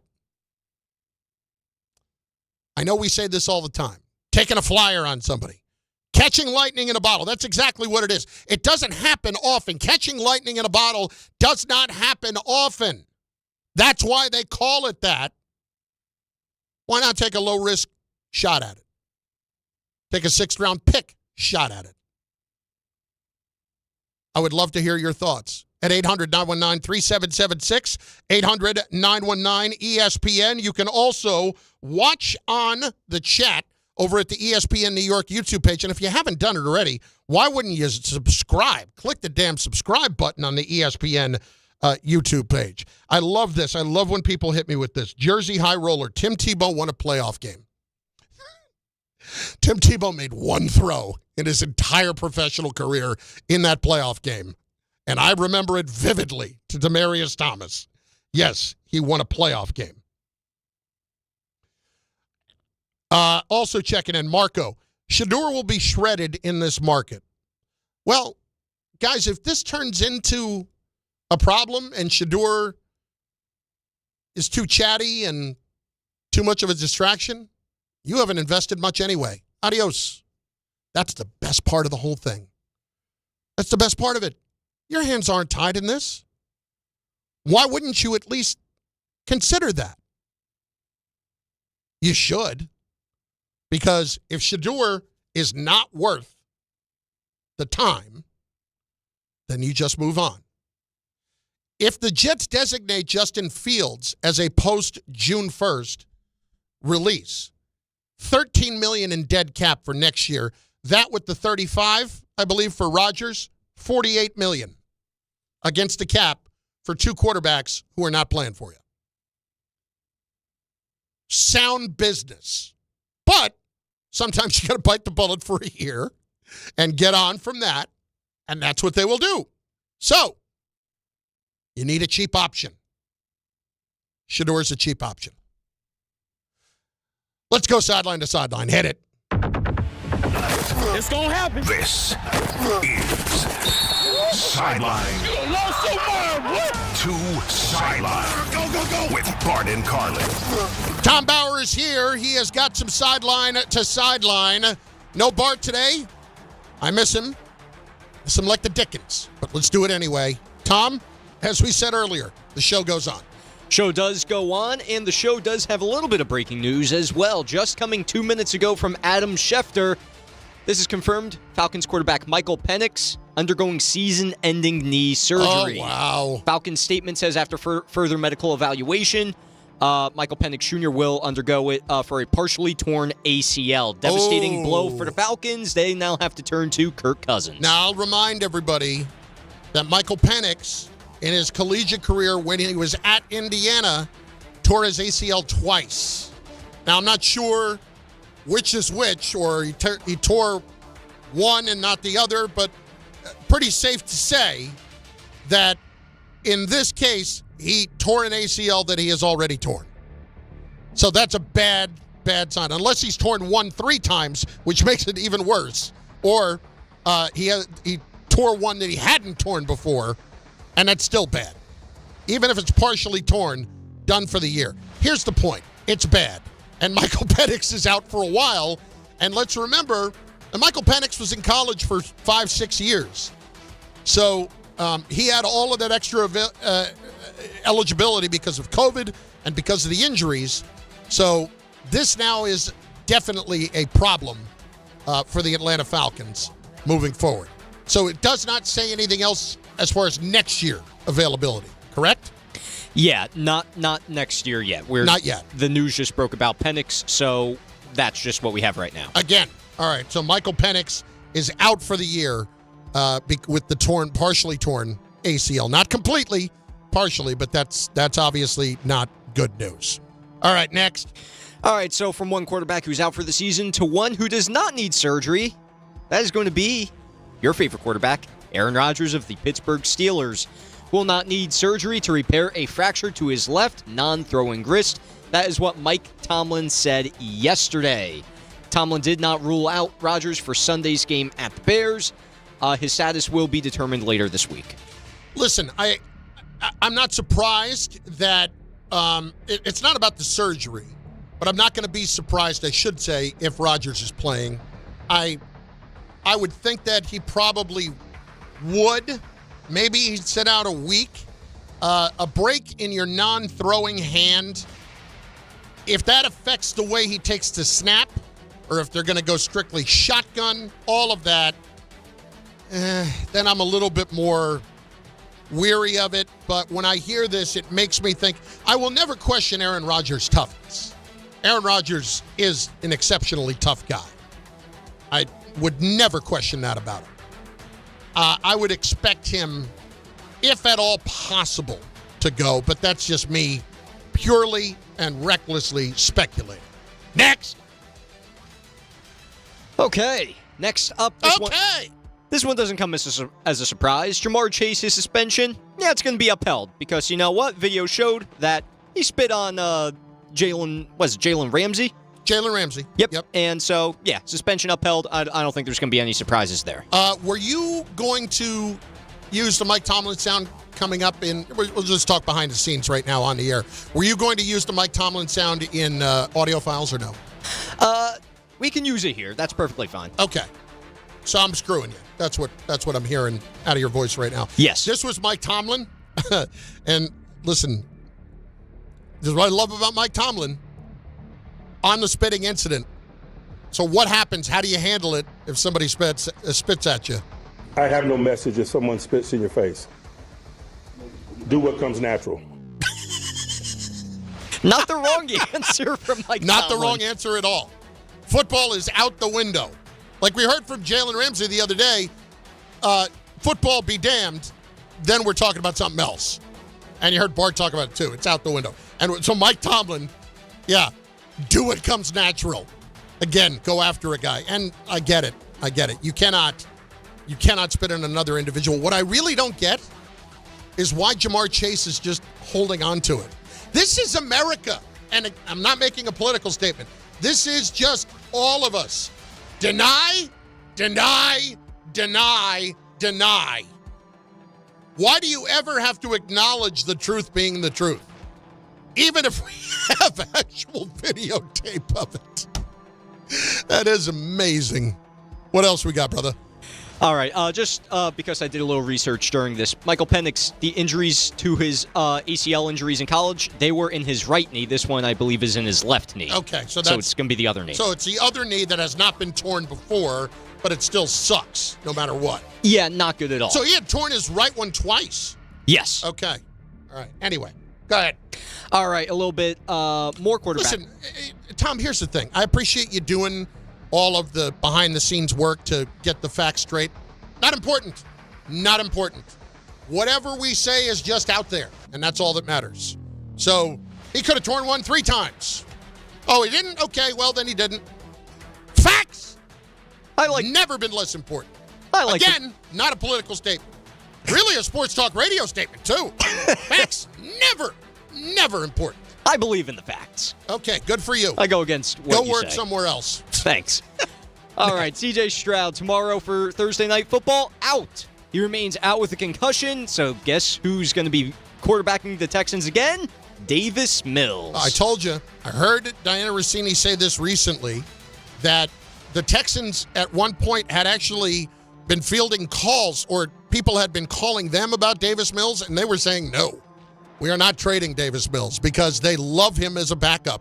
And listen, he's 2-0 so far. Like, Davis Mills is the ideal backup. He's this generation's Chad Henne. He's making it happen. Hey, good for Davis Mills getting an opportunity here. He did obviously very young, very early in his career. There is nothing wrong with being a backup. You can make $5-6 million a year, whatever that number is, to not play football. I mean, I'm not playing right now. I could do that, but not obviously at that level if they need me. I don't blame them. This is for Davis Mills. He gives him a chance. He definitely gives him a chance. That will do it for this edition of Sideline to Sideline. It's Bart Carlin on ESPN New York, on the ESPN New York app. What about Shedeur? Is it an opportunity for the Jets to find a rather cheap potential solution if they do not believe in anyone in the draft? Why not? Bart Carlin, ESPN New York, and on the ESPN New York app, and also on YouTube. This fall, don't sit on the sideline because of pain. If you're tired of waking up stiff, fighting neck, back, or joint pain, and missing out on the things you love, it's time to take action. Call Dr. J. Shaw at Sandwell Pain, New Jersey's top pain specialist. Dr. Shaw is the Ivy League trained, double board certified, and laser focused on one thing: getting you back in the game. Living pain-free, no surgery, no cuts, no downtime. Just precise image-guided treatments that deliver real results. Whether it's sciatica, nerve pain, migraine, or chronic joint pain, Dr. Shaw will personalize a non-surgical game plan just for you without pain medication. Same-day and next-day appointments are available with offices in Woodbridge, Livingston, and Inglewood. Most major insurances are accepted, so what are you waiting for? Don't let pain keep you out of the action this season. Visit Sandwell Pain to text, call, or book online. You'll wish you met Dr. J. Shaw a lot sooner. Relief starts today, and victory over pain is closer than you think. All the way over Barzell, score! New York Islanders hockey is back at UBS Arena, and it's time to bring the family and make some noise. With more afternoon games this season, the Islanders have special kids-themed games and activities for young fans. Play games pregame at the park and head inside for fun on the concourse and on the ice. Tickets for the 2025-26 season are on sale now. Get your tickets at NewYorkIslanders.com. Health surprises can change your life in an instant. You've seen it happen to others, but it doesn't have to be your story. At Princeton Longevity Center, we customize actionable and proactive health plans to maximize your lifespan and take control of your health. Our Cancer Check program combines cutting-edge technology with top medical expertise to keep you ahead of potential risks. With advanced full-body imaging, genetic testing, and multi-cancer detection blood tests, we look for even the earliest signs of problems. Results are analyzed by expert physicians who craft a personalized plan to safeguard your future. You're not just a patient, you're a partner in your health journey, backed by a team committed to helping you live longer, healthier, and more vibrantly. Our programs have saved hundreds of lives and empowered countless others to take control of their health. Be proactive with your health for the ultimate peace of mind. Call 888-8000-PLC or visit PrincetonLongevityCenter.com. Actual price will depend on product and subscription plan. Featured products are compounded drug products, which the FDA does not approve or verify for safety, effectiveness, or quality. Prescription products require an online consultation with a healthcare provider who will determine if appropriate. See website for details, restrictions, and important safety information. Want a boost in and out of the bedroom? Hims has you covered. Introducing a new 2-in-1 approach to level up your game. Tadalafil for better bedroom performance and zinc for testosterone support. Put it all together and you've got what you need to turn things all the way up. Getting started is simple. Just go to hims.com/joy to start your free online visit. Through Hims, you can access ED treatments including pills, chews, and more. 100% online. No office visits, no pharmacy lines. Just fill out a simple intake form and a licensed medical provider will determine if treatment's right for you. If prescribed, it ships free and discreetly to your door. Find affordable treatment options at up to 95% less than brand names at hims.com/joy. That's hims.com/joy, HIMS.com/JOY.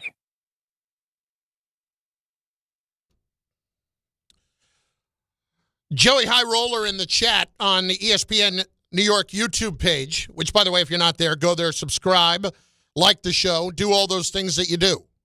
Because, I try to get you involved, want you to be as involved as possible. Joey High Roller also chimed in with, Tebow is also a Mets legend, great outfielder. So I worked at SNY for 8 years. And to the credit of the Wilpons, I very rarely heard about anything I ever said in terms of criticizing the team. What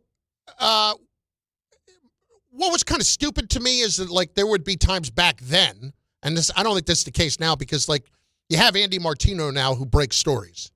But back then, the team owning the network too, the Wilpons did not really want the network to break stories about the team, which to me never made any sense whatsoever. That was kind of silly. That's not the case now, because the Wilpons still own SNY along with NBC, Universal, Comcast, whatever. But the team does not own SNY. Steve Cohen does not own it. Anyway, to their credit, they never really, that I can think of, criticized anything that I ever said or said, don't say this. They wouldn't let us break stories. That was basically about it. And this is, 15 years ago, 10 years ago. The one time I got any kind of pushback, and I think it's because it hit a nerve. Well, there were 2 times. Number one, the Tebow thing. Adam Shine and I were doing Loudmouths, and I called it an absurd money grab. That did not go over well up above. Even though it was, I think because there was a large degree of truth to it being a money grab and trying to sell as many Tim Tebow, jerseys as you could at the time. That's all that was about, and the attention. I called it an absurd money grab. I didn't get in trouble, but I just said, maybe we phrase it a little bit differently next time. How about that? One time. That's the only time I ever really caught heat about that. And then what was the other thing was I was hosting Sports Night the night of the whole Wilmer Flores, Carlos, the former Met they were trading for, the outfielder with the Brewers. Carlos Gomez? Carlos Gomez. They were making the trade for Carlos Gomez. And Sandy Alderson, of course, that whole mess happened where Wilmer found out during the game, and they saw him. He found out from fans who told him. Terry Collins is like, what the hell's going on here? Wilmer is in the field, and on the game broadcast, they showed Wilmer with a tear in his eye about getting traded. And they also showed later, because the SNY truck and the crew are as good as it gets, they showed later Wilmer's locker being emptied out. And so they, Gary and Keith and Ron and the producer, a guy named Greg Picker's really good at the time. And I think it was still Bill Webb also, the director. Might have been, not positive of that. But when that was all going on, they showed it 2, 3, 4 times during the game. And then it came up in a postgame once or twice, and then everybody kind of just said, okay, I think we've seen enough of Wilmer crying. Maybe, Carlin, we don't see that video tonight on Sports Night. How about that? I was a little annoyed about that, but what are you going to do? No big deal. Bart Carlin, ESPN New York, and on the ESPN New York app. Let's hit Gilbert. He is in Brooklyn on ESPN New York before we get to audio files. Gilbert, what's up, buddy? Yeah, Carlin, what's up, man? Good thing what Big D is doing, man, for the people, for the community. Let's shout him out like you did earlier. I'm with you with the Shedeur Sanders. I'll even go as far as this, man. I know you said a 6th-round draft pick. I'll give him a 2. All right, let's not get nuts. No. Let's not get nuts here. Okay, there's no reason to go and give up a major asset for him. How about if there's other people asking for him too? Great, let them. He's got an excellent presence in the pocket. I like the way he looks in the pocket. No, listen, I understand that, and my point is though, I'm not going to let the Browns profit off of doing what they did. Like, there's no reason for me to be a bigger sucker, so to speak, than the Browns were in the moment, because they're trying to either help out the league by getting that story done, or the owner wanted to bring him in and nobody else did. I'm not letting the Browns profit from that. And I can promise you this. If Shedeur does actually get moved, it will be for a lower round pick. Maybe a 4th at the absolute best, if that were to happen. But nobody is going to give them more than that, because that defeats the whole purpose. Because then we're talking about it being a low-risk investment, taking a shot on somebody, giving somebody a 2nd-round pick, not really taking a shot on them, and that might not be worth that investment. And then, like, you give him a 6th-round pick or a 5th-round pick, like, you can cut him without even blinking. 2nd-round pick, there's some leeway there, and if he's a problem and you don't want to have him around and it turns out he can't play, well, then you just can't easily get rid of him. All right, Tom, audio files. Let's go. The audio file. Have at it. All right, we're going to make this a quick version of audio files because we have the great Jordan Raanan coming on at 11:45. So I get to yell at him about Cam Skattebo. That's right, and you get to yell at him about Jackson Dart, too, his buddy, because he's returning to the practice field today, supposedly. Excellent. At any rate, I'm going to play you some Mike Brown. This is from when he was in Miami. How close is Jalen to returning? I was back in the back with our guys, so you tell me, what's he look like out there? He look good? Okay, I'll take your word for it. Oh, well, what is that, Ask Rich? I guess so. Ask Samini? I was hoping that would be a different answer to kind of lead into what I'm about to say. And all that to say, Ian Bagley reporting, Jalen Brunson with his ankle injury. He's upgraded to questionable for tonight against the Dallas Mavericks, which, by the way, you can catch right here on the 880 ESPN, ESPN New York app. Excellent. Starting at 9. Excellent news to hear that he's getting upgraded to questionable. That's good to hear. Listen, I still don't know if he'll go tonight, but it's encouraging nonetheless. And for me, take your time. It's fine. We're good. Next. All right, so we asked one former GM, Mike Tannenbaum, about the whole Skattebo thing. Let's hear from another GM, or a GM figure, in Louis Riddick. I'm going to say that without a voice crack. Hi. Yeah. Let's hear from Louis Riddick. Tom just turned 14. Thanks. The resident GM of DNR. How would you handle Skattebo? The optics aren't good. They just aren't. Okay. And I know there's going to be people who say, well, who cares? I mean, they're not, Cam, even though he had a pretty gruesome injury, he's not playing. There's nothing he can do as far as the team is concerned right now. He's free to spend his off-field time the way he wants. But look, the optics of it aren't good. You're a rookie who had a gruesome injury. You really have endeared yourself to the New York, fan base. There's someone who they're probably still counting on to be an integral part of what they're trying to do. It's just not necessarily a good look. I mean, I would assume he wasn't really in any danger of re-injuring his ankle, given all the theatrics of, professional wrestling that are involved. And I mean, you could assume that, but it actually might be safer in the ring than out of it when you've got chairs. They're all folding chairs behind you because it's the first couple of rows. I mean, you can tell me that you've got the barrier in between you and it's padded, but it's not about that. It's about getting pushed backward and not really being able to control how that all goes. Anyway, optically, it doesn't look great, but I don't care that he was just there. Like, I want the guy to go and have fun. He should go and have fun, and I really do not want to downplay how difficult mentally it can be for a player who is injured trying to fight his way through that, especially when you don't think it's not in the back of Skattebo's mind that he's a fourth-round pick. Like, that can all end tomorrow. Talk about small investment. That can all end tomorrow. My problem with Skattebo is, though, when it becomes physical, even if it wasn't supposed to, you've got a problem on your hands. Thankfully, nothing happened.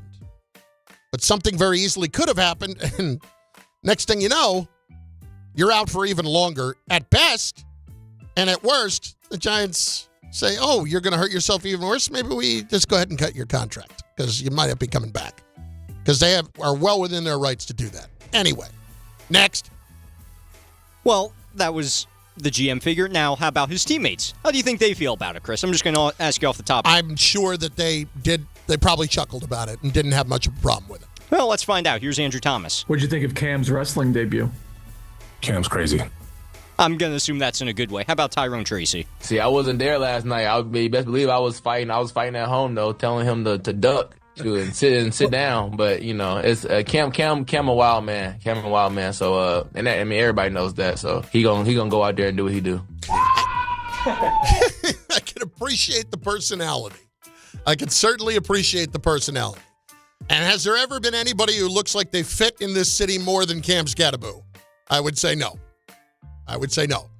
That dude could live in Tottenville, and he could slide right in there, and you wouldn't even notice him.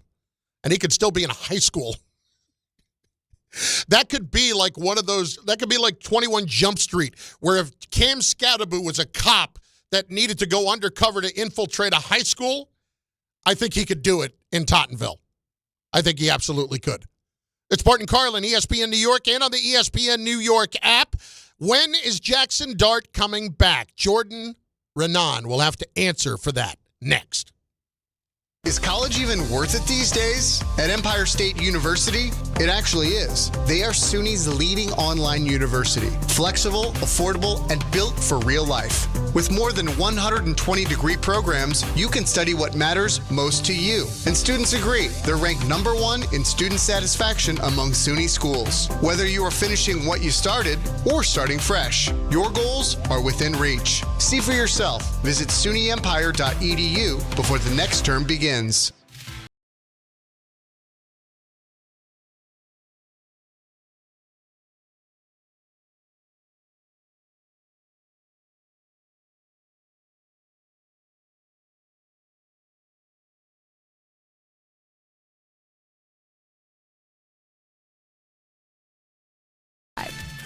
Gambling problem? Call 1-800-GAMBLER. 21 plus only. Must be physically located in New Jersey. T&Cs apply.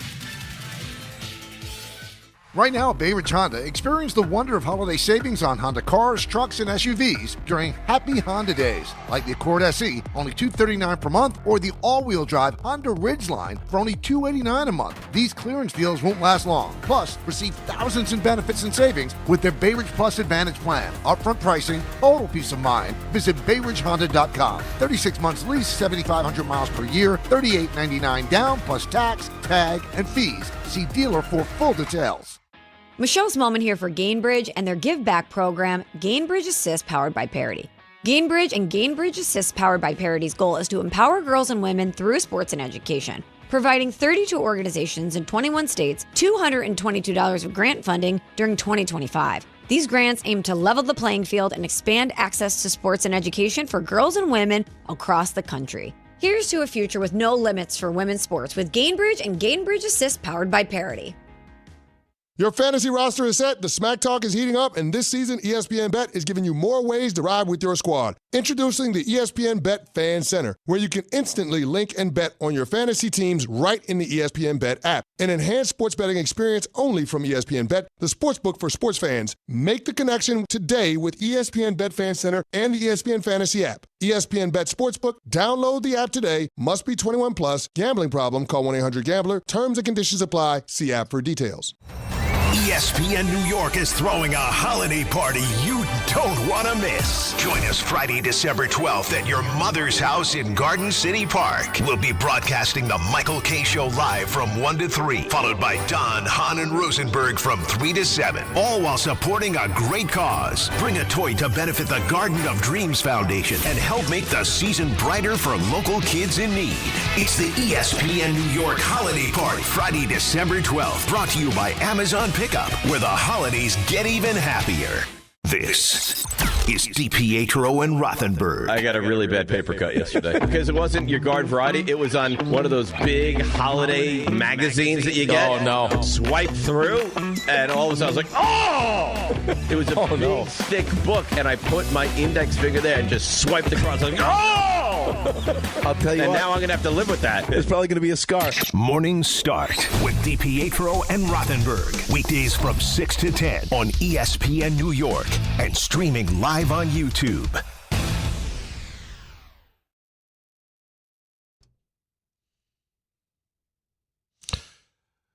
Khalil Hanna, oh my God, now it's safer in the ring. LMAO, give it up, Carlin. Bart actually said that. Bart's been in the ring, you dope. And here's why I really don't feel great now. I look up on First Take, and Dog is screaming about Skattebo being involved in it. Raw.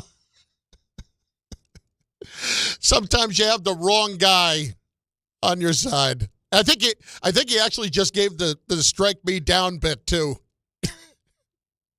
Marcus Spears has got his head in his hands. It's Bart and Carlin on ESPN New York and on the ESPN New York app. Well, for more on this, let's go out and welcome in Jordan Raanan. He, of course, covers the Giants for ESPN NFL Nation, and he joins us right now. Hello, Jordan. How are you? I'm good. How you guys doing there? It's just me today. I'm doing great. And okay, no Bart. No Bart. Right. No, it's all right.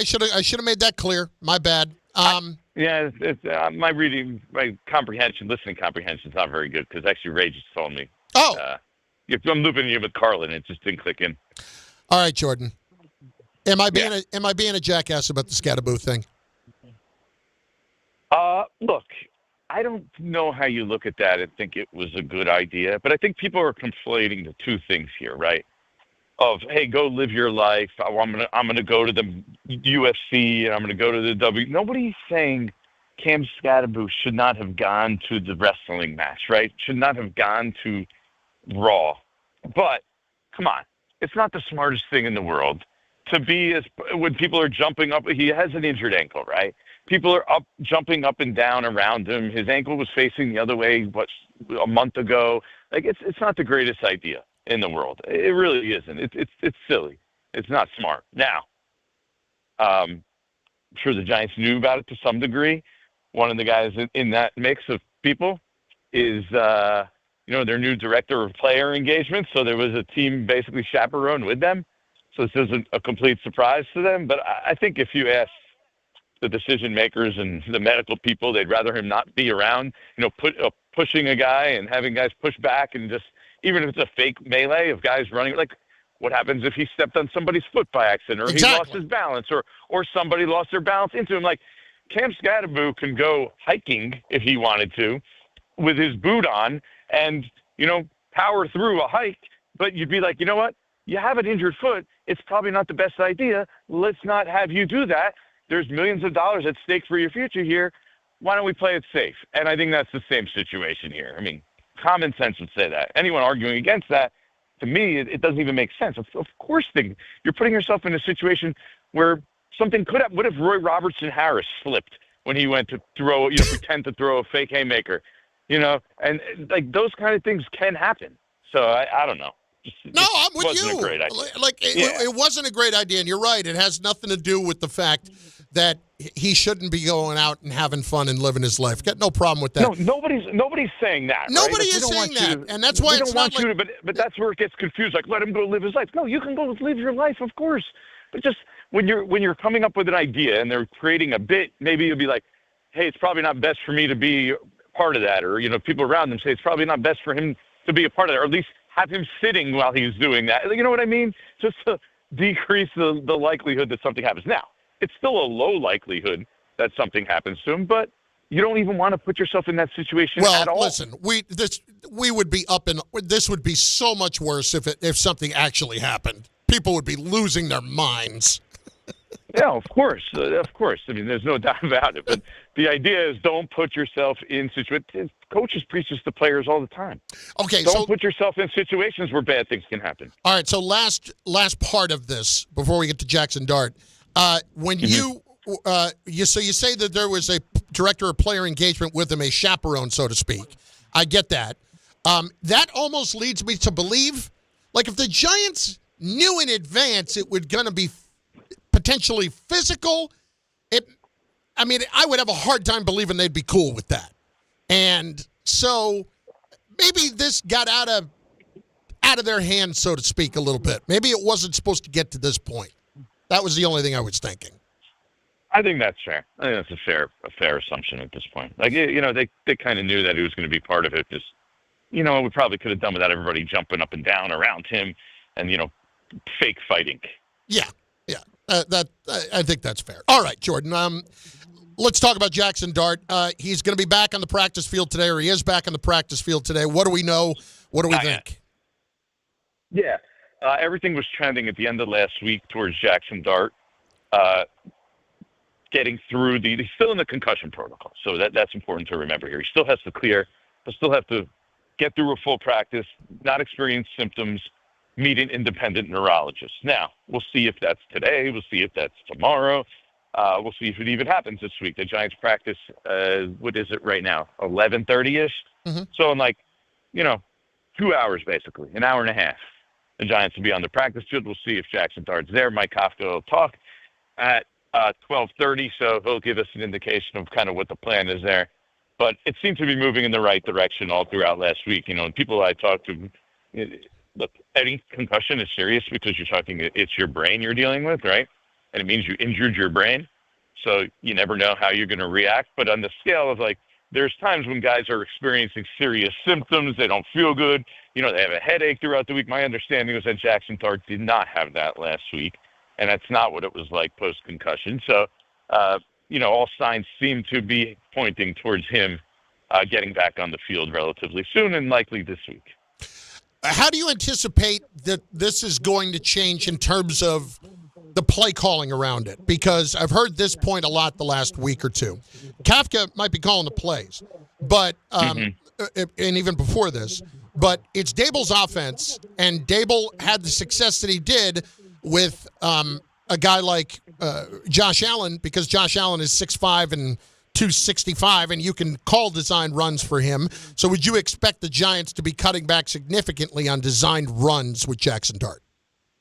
Initially, I definitely think that would be the indication. I mean, hearing Mike Kafka talk the other day, he wasn't of the mindset that, we need to stop this completely. We need to, we need to be super careful with him. It was hey, this is why we drafted him.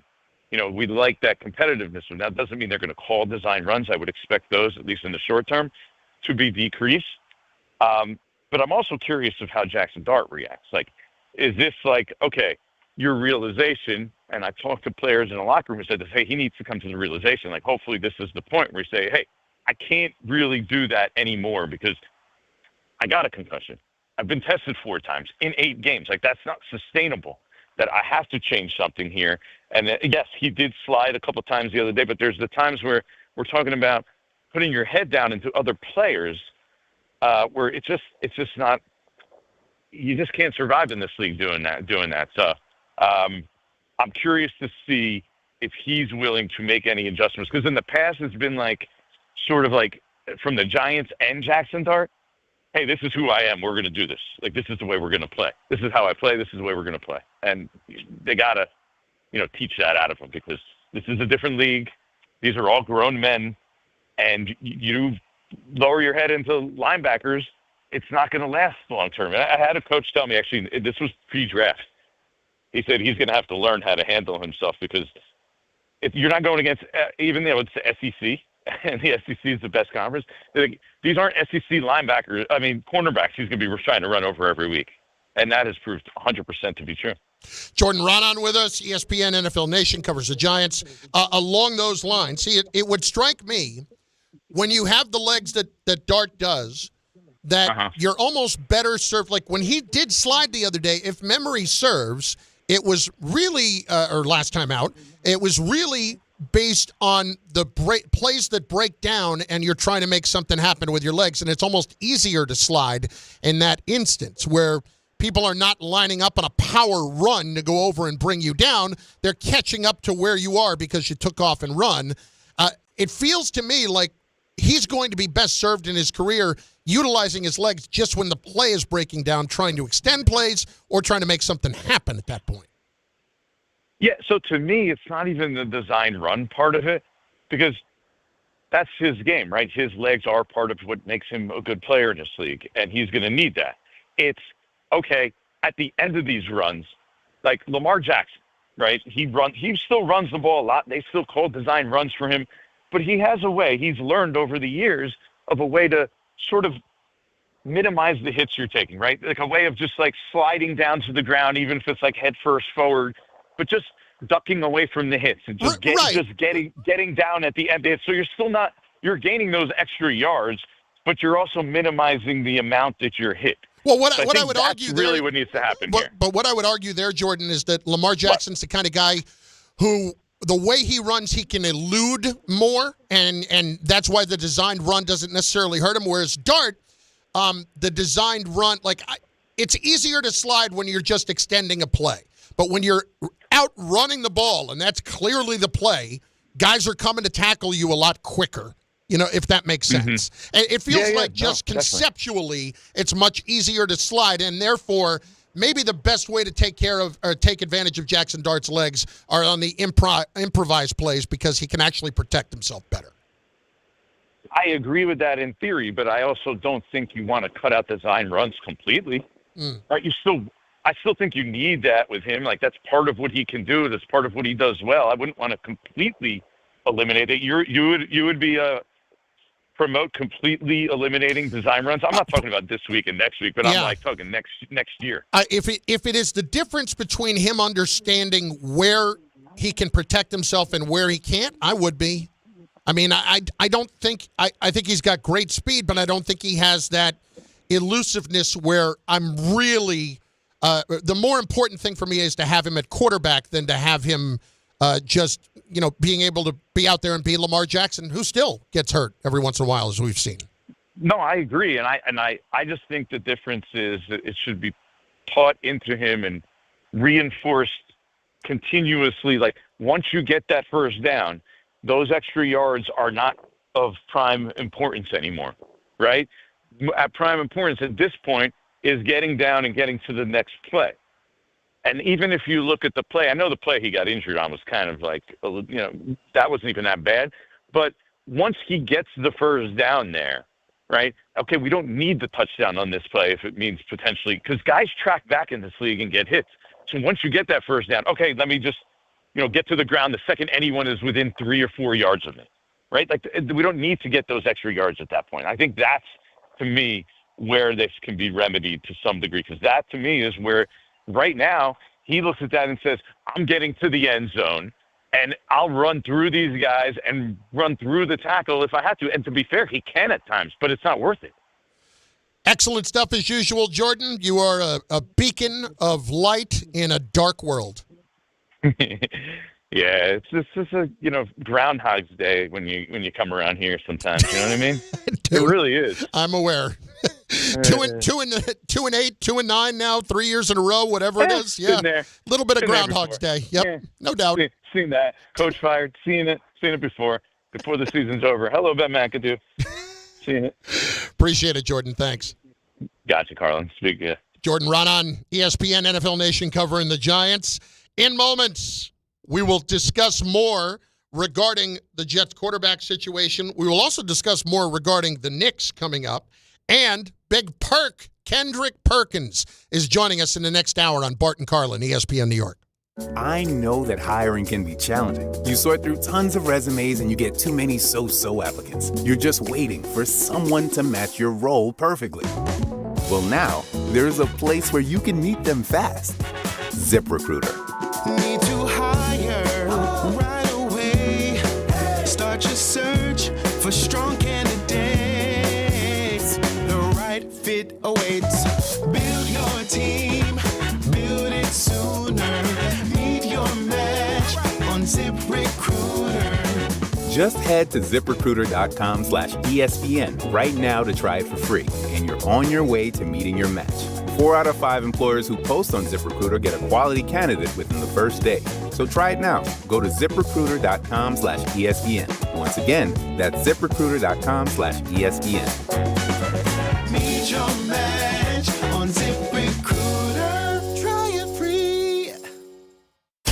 Hey, this is Mika Zibanejad. Hey, this is Adam Fox. Catch every Rangers game right here on 880 ESPN. WHSQ and WCBS-FM HD2, New York. This is Rick Brunson, the assistant coach from the New York Knicks. I'll be driving to our games this season in style in my new Jeep Gladiator from Princeton Jeep. My friends at Princeton Jeep gave me all-star treatment, and you can expect the same thing. Just mention I sent you, and they'll treat you like family. Princeton Jeep has tons of inventory and great deals on new vehicles. Visit Princeton Jeep at 1045 State Road in Princeton, New Jersey, or online at PrincetonJeeps.com and tell them Rick Brunson sent you. At Jake's 58 Casino Hotel this November, it's your chance to gobble up the green and feast on your share of $55,000 cash. Earn entries all month long and join us on Friday, November 28th from 4 to 6 p.m. 2 winners will be drawn every hour to win up to $10,000 cash. Then at 7 p.m., 1 lucky winner will take home a grand prize of $20,000 cash at Jake's 58 Casino Hotel. If gambling is a problem for you or someone you care about, please call the 24-hour toll-free helpline at 1-877-8-HOPE-NY or text HOPE-NY. We all hear the radio ads about the IRS. They tell you to be afraid, to be scared, and they try to frighten you into calling. I'm not here to do that. Tax Relief Advocates is different. TRA is here to tell you that if you owe money to the IRS, whether it's $5,000, $50,000, or $500,000, we have a solution. It doesn't matter if you're sitting in your car, at work, or with your kids. No matter where you are, call now. 800-575-6759. Don't lose hope. TRA can eliminate or reduce what you owe to the IRS. Generous programs are now available that can give you a fresh start. Our passion is taxes and helping individuals fix their IRS problems. We have over 1,000 5-star reviews on Google and an A+ with the Better Business Bureau. You don't need to be afraid of the IRS any longer. End your tax nightmare today by visiting us online at TRA.com or call 800-575-6759. That's 800-575-6759. Tax Relief Advocates. Real solutions for real people.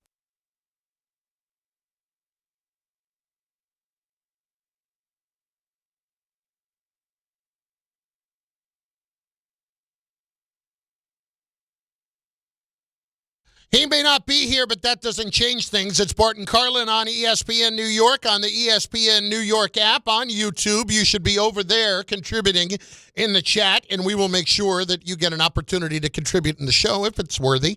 800-919-3776, 800-919-ESPN. By all means, be a part of the show. We have been in on the Skattebo stuff, him doubling down on it. You just heard from Jordan Raanan, who basically said, yeah, maybe don't get involved from a physical standpoint. Not the smartest thing to do, but I get the impression that maybe people are a little bit,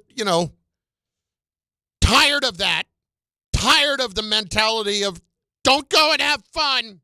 It's not at all what we're saying. There's part of that too, but there's just the idea of being injured and not putting yourself in that position. We've also spoken about the Jets and Tyrod Taylor. We talked about Tannenbaum about that earlier. Tyrod Taylor is going to get the start this week. I believe within the hour, if he has not spoken yet. Has Aaron Glenn spoken yet? I don't believe so. But we will hopefully have some sound from Aaron Glenn regarding that whole situation. And if, in fact, all he says is go ahead and ask Diana Rossini. who's starting at quarterback since she needs to know. We'll find out. He's obviously speaking at some point today, given the fact that it is Wednesday. We also have not spent any time on this. We're going to have Perk joining us in 10 minutes. Kendrick Perkins, of course, ESPN NBA analyst. And I'm also going to ask Perk advice on something of a personal nature because Perk is excellent when it comes to this stuff. And I need to find out, and I will put it to you as well later in the hour as we play this week's Am I the Nozzle? And we're going to find out if I'm handling a situation properly or not because, frankly, I fear conflict. As stupid as that sounds for a talk show host, on a personal level, listen, it's easy for me to sit here in this room in the cheap seats and scream and yell and do whatever the hell I want, but you put something in front of me and I'm going to shrivel up. I don't like personal conflict. Whatever you say. No, I'll get to that in just a little bit because I let my feelings be known yesterday. We have not spent any time on the baseball, and I want to give you a chance to get in on that at 800-919-3776. Couple of things I want to talk about. Number one, the fact that it's the Power Hour, and I haven't done that yet. We should do that. Yeah. He's not here, but we're doing it anyway. Hey, Bart, it's 12. What does that mean? It's the Power Hour, hour, hour, hour, hour, hour, hour, hour, hour, hour, hour, hour, hour, hour. Did we just loop it? That was in the system. He did 23 of those at one point. It did sound like it was just looped. It was not looped. I can confirm that. Okay, good enough. Well, bad job by me. I deserve that because I forgot to do it at the very beginning, even though I mentioned it at the very beginning. What's wrong with me? I'm an idiot. Anyway, back to the baseball. Trent Grisham accepts the qualifying offer from the Yankees at $22 million. Now, if you'll remember a couple of weeks ago, Brian Cashman spoke of three different scenarios. The one where they had both Bellinger and Grisham, the one where they had just one of them, and the one where they had neither. So at least you know now that you're going to have one of them. I've spoken to some Yankee fans, Tom Bauer included, and I'll let him make his case here in a moment. And they have all, a lot of them have been of the mentality that this is not a good thing. That Trent Grisham is now just going to be a roadblock. And we're paying this guy off of a career year. Well, let's be fair. Yes, it's a career year. But are you really doing anything long-term that's going to block you from doing something else? $22 million is not insignificant. Trent Grisham hit 30 home runs last year. He played excellent defense. He did more than you could have ever expected him to do. And he deserves to be rewarded for that. Now, had somebody else, had that market been where he could have gone out there and gotten $80 million from somebody else and you just got a compensatory pick out of it, great, no problem. Because you're not going to do that. But what exactly did this roadblock? Did it roadblock Jason Dominguez? Did it roadblock Spencer Jones? Because Spencer Jones, if I'm not mistaken, I believe is 24, if not 20, coming to close it in on 25. And we don't exactly know what his deal is yet, other than the fact that he's a power hitter. And, you know, that talk about roadblocks, this may not be the kind of guy that you definitively want to build toward the future with. You might be high on him. You might be able to do well with him as a trade chip, but he may not necessarily be the top prospect that is the ideal top prospect for the Yankees, if that makes any sense. And Jason Dominguez, all right, he's young, okay? He's young. Miss me with this. The Martian? Come on. I saw Jason Dominguez in Double-A for one game. I think that's enough to judge what his career is going to be. Personally, I saw him once in Double-A, and I was not that impressed. But that did not form my entire opinion about him. What I have seen from Jason Dominguez in the big leagues hasn't been great so far. And what has really been disappointing is how bad he is defensively. Like, that's atrocious. So am I worried about Trent Grisham blocking Jason Dominguez for more playing time? I'm not. Now, if Grisham goes out there this season and hits a $185 and his OPS is like 610 and I'm paying him $22 million, am I going to be in love with that? Of course not. But I'm easily going to move on. I'm going to move on in that I will put somebody else in there to play right away, and I'm going to move on from maybe I even end up DFAing him at some point and just say it was 1 year and the second year didn't work out that great. But at the very least, I know he's still going to give me some pretty good defense across the board. So at least I could lean on that. There wouldn't be a reason to really DFA him then. My point is, it might be a $22 million risk, but it's still a relatively low $22 million risk. And can I point one other thing else out? Never heard any issue with him playing in New York at all. Like, that wasn't even a thing with Grisham. Like, never was bothered by any of it. Now, was there a ton of pressure on him? No. But he still came here and did a fantastic job. Might have been just a one-hit wonder. Who knows? But at the very least, the Yankees made a calculated decision, and it was a calculated risk to offer him that he might accept it. They were obviously willing to accept whatever the consequences of that were going to be. Having said that, Tom Bauer, make your case as to why this is bad. Yeah, because I want to see these guys develop. If all I'm seeing on social media is right, that the Yankees are going to be all in trying to get Cody Bellinger back. Let's just assume that the Yankees sign Cody Bellinger. You have the same outfield that you're going to run from last year, which is fine because you were a successful team minus the whole, you fell apart in the playoffs type of thing. But here's the thing. With Grisham on a one-year thing, I don't want Trent Grisham to be the one to come between us seeing what the Yankees can develop and get out of Spencer Jones and Jason Dominguez. Now, of course, Jones is a bigger mystery, but Dominguez is in the big leagues. He has had some success to a degree. Not great, but some. But here's the thing. He's 23 years old. Yeah. Let's see what the hell he can do. If he's that valuable, I want to see what he can do continuing to build on what he's already accomplished in the big leagues. I don't want there to be a logjam, and I don't want Trent Grisham to be the reason that there is a logjam now. But I would argue that Trent Grisham is not going to be the reason that there would be a logjam. I don't think there will be a logjam just because Grisham's there. Here's the thing, though. Forget the money for a second because it doesn't matter because it's New York Yankees. I don't expect Trent Grisham to perform to the way he did last year with the New York Yankees. And also keep in mind, Yankee fans, he didn't perform for us in the postseason. It was a reason why we got there. He didn't perform.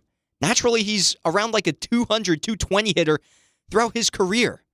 That's not good enough to be starting in the outfield of the Yankees if you have Dominguez and maybe Spencer Jones there as well.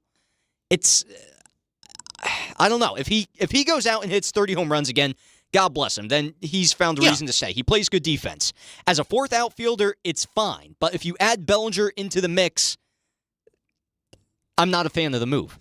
I could actually make this argument. I'm more comfortable, even with the flexibility of position that Bellinger offers, with the fact that the Yankees end up with Grisham for 1 year. Maybe the more questionable thing is bringing Bellinger back long term.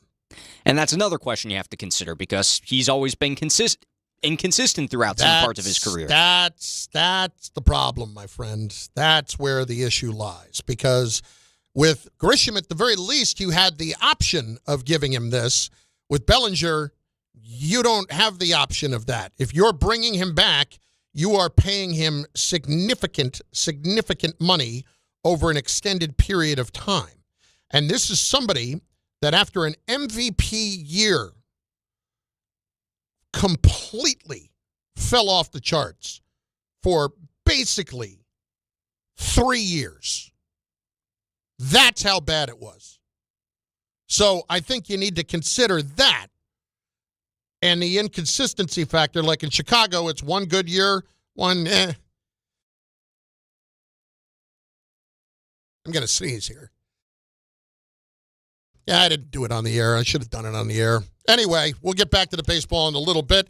Perk is with us, Kendrick Perkins. Perk, I didn't want the first thing you hear to have to be me sneezing on the air. Appreciate the time. How are you? CC, big bro, how you this morning, man? I'm great. I'm great. This afternoon. It's East Coast time over there. My bad. It is great to hear your voice, Perk, and especially around these parts when Knick fans know how much and how high you have been on them over the last couple of years. So we'll get to the Brunson stuff and OG and the injuries in a minute, but just your overall impression of what you've seen from the Knicks and Mike Brown so far. Well, I like it because, I mean, the new offense got everyone playing with a different level of confidence, right? And putting up a whole lot of points. I'm still a bit concerned about the consistency for the defense. And to me right now, and I know under a new coach, the one thing the Knicks are struggling to do is find a consistent identity, or should I say find an identity, period.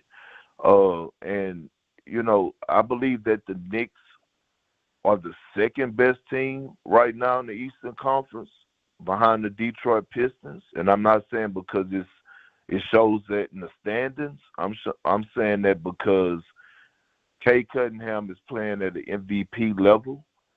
Jalen Duren is playing at an all-star level, and they have an identity. They some dogs. They have an identity over there called physicality, and they are ready. So again, we won't know, and we won't see, I think, until February, March what the Knicks' full identity is. But as of right now, I'm still high on them. I just feel like they got to work through some things. Kendrick Perkins is with us, ESPN NBA analyst. With that in mind, you mentioned the defense. The thing that kind of has caught my attention, Perk, is something that seems to have been a problem now a little bit longer, even under Tibbs, and that's closeouts, man. Like their three-point defense has been particularly bad. Is this a problem that is easily fixable? It is, but I mean, it's a problem. It's a problem called self-accountability, right? Like you got to have accountability in self. You got to have a will to want to close out and defend. And you can only put so much pressure or blame, should I say, on the head coach or the coaching staff. Closing out is just if you're willing to do it. We used to have this saying in our locker room with the Celtics, don't hope they miss, make them miss. And that means the contest on the shot is I'm contesting to make you miss this shot. I'm not closing out or giving lack of effort to hope that you miss this shot. No, I'm going to make it where you actually going to miss this shot. And I think, that's going to be the separation. And that's the identity part that I was talking about, is that until they find that identity and find that third, fourth, first, second, third, fourth effort type mindset, then the Knicks going to always be a team of what ifs. Perk, let's talk about the rest of the East. So you put them right behind Detroit. Where do the Cavs fit in that group? I mean, they top four, top six. I don't trust the Cavs. I really don't. I don't trust the Cavs. It's to the point where nothing the Cavs do in the regular season is going to impress me. And Donovan Mitchell will go down as one of the greatest regular season players of all time. But a Donovan Mitchell-led team has never made it to the conference finals. That's a problem. The disappointment that they were last year, and then the way that they come out this year, and I know they've been battling through some injuries, but two of their main guys have been on the floor majority of the time, and Evan Mobley and Donovan Mitchell. I just don't see the sense of urgency there night in and night out. So, again, I had the Cavs. Obviously, they're going to make the playoffs. But if you asking me, do I have them as one of my top two favorites to represent the Eastern Conference, the answer is hell no. They've been off to a decent start, Park, but the Sixers, how am I supposed to feel about Embiid? I know he looks a little better, but this did not look good early. It doesn't. And guess what? It's going to be hard. But by the way, shout out to Tyrese Maxey, CC. Shout out to Tyrese Maxey for what he's been doing right now, putting his franchise on his shoulder. He is the franchise player. He has the keys to that vehicle. But you're not going too far or too deep in the playoffs if you don't have a healthy Joel Embiid. And unfortunately, I hate to say this, I don't know if we'll ever see Joel Embiid healthy again. I think his knees are done. He's always going to continue to put up points because he's that skilled for being able to put the ball in the basket, and especially in the mid-range game, and being able to shoot the three, and being able to feed off of pick and pops, and being able to get position on the low block in his post moves. But when it comes to his lift, that's a concern. And last year, or the past few years, the most important position in the NBA, in my opinion, was the wing position, right? Can your guards guard at a high level? Can your wings defend at a high level? Can they be two-way players when they need to? Well, this year is actually the big man position. And when we talk about Karl Anthony Towns, Evan Mobley, Jared Allen, Jalen Duren, Isaiah Stewart, Giannis Antetokounmpo, you talk about all these bigs that you might have to face in order to get where you're trying to go. You need, if you're Philadelphia, Andre Drummond's been giving them some productive minutes, but he's no Joel Embiid. You need a guy to be able to match that type of firepower. Kendrick Perkins with us, of course, ESPN NBA analyst. Knicks got the Mavericks tonight. What do you make of that complete mess in Dallas? It's a disaster. Have you ever seen Perk, a franchise implode like that quickly? I haven't. And it's crazy because we're talking about a team that 2 years ago they were just in the NBA Finals, right? And within 2 years you go from not only being, one of the biggest disappointments in the league, but one of the most embarrassing organizations in NBA history. You trade your international superstar, and I want to be fair here, right? And I want to give them some grace, just a little bit, because we have yet to see Anthony Davis and Kyrie Irving on the floor together, right? I don't know if we're going to see them on the floor together. I'm hearing whispers, I'm hearing rumors that they plan on shopping AD. I don't know that to be true, but I see it and I hear it, right? But again, when you think about the Mavs, it's to the point where, do you want to stay in the middle? Do you want to see this out? Because you can't fall too deep in the Western Conference and expect to make this magical run, because the West is too deep. We don't know when Kyrie Irving is coming back. They said Anthony Davis is going to be reevaluated in the next 2 to 3 weeks. By that time, they might be 15, 16 games below 500. That's too far behind the 8 ball for them to try to catch up. But it's been a complete mess. The only bright spot that they have for the future is that they got a young stud in Cooper Flag who's going to continue to get better throughout his career, and I believe he's going to have a great NBA career. So we spent the first 7 minutes talking about everybody else in the league. Are the Oklahoma City Thunder telling us it doesn't even matter who anybody else is? Bingo. Yeah. Bingo. Bingo. I mean, you know what's crazy? This is what's crazy, CC, is that I don't think people understand how hard, how mentally and physically exhausting it is to make an NBA Finals run, win the championship, have a short off season, and come back the way that they started this season, especially SGA. This guy hasn't set out one single game. His usage rate was high last year. League MVP, Finals MVP, scoring title. And he comes back out averaging over 31 points a game, shooting 53% from the field, leading the league. The best record in the league, and he's playing without his best player.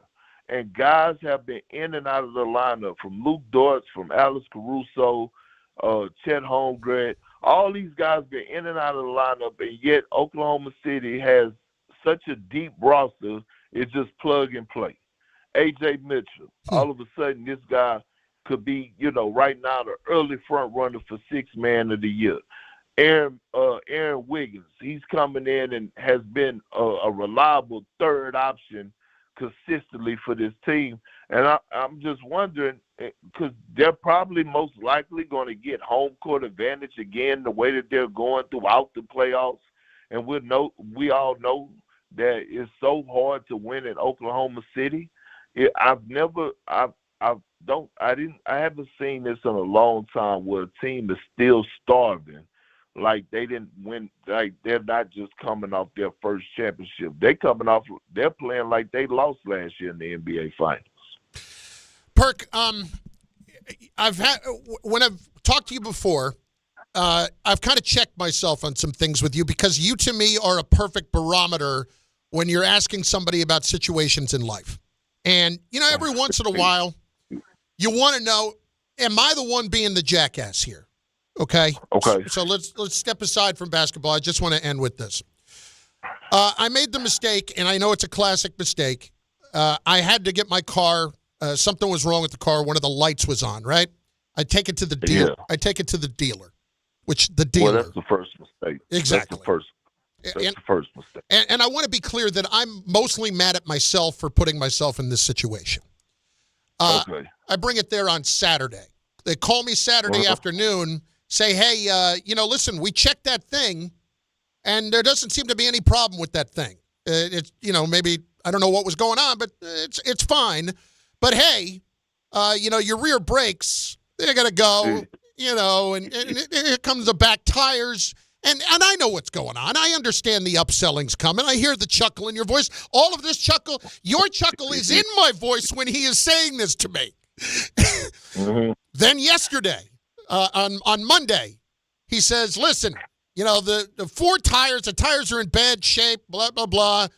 It's going to be X. I'll just tell you what it's going to be. The tires and the brakes, it's going to be $1,200. $1,200. Okay. I go to pick it up. It's $1,900. And I'm like, wait a second. You told me $1,200 the other day. Well, that didn't include the brakes. That's not what you said. But I'm somebody that's conflict averse, so I'm thinking, he had told me this on the phone, so I'm thinking the whole time, do I want to make a scene? Do I want to turn this into a thing? And I just said quietly, let me tell this guy, got to be honest, didn't love the way the communication went there. I know what happened here, and I blame myself. Didn't love the communication. He's like, oh, I'm sorry, sir. I thought it was very clear, blah, blah, blah. Pick up the car. Perk, I leave. 10 minutes after I leave, that same check engine light comes on. The one thing that I actually brought it in for in the first place. And I call the guy, and I just say, I'm out. Am I being a jackass by not even giving this guy a chance to fix it? Well, no, you're not. Actually, I applaud you because I was just a jackass the other day at the Cadillac dealership because I've been going through the same thing with my Escalade since I bought it. The transmission went out the first 6 months on a brand new Escalade, and I'm trying to figure why the hell it went out. Then it went out again, and then it went out a third time in the last 2 years, and I'm like, this is a brand new truck.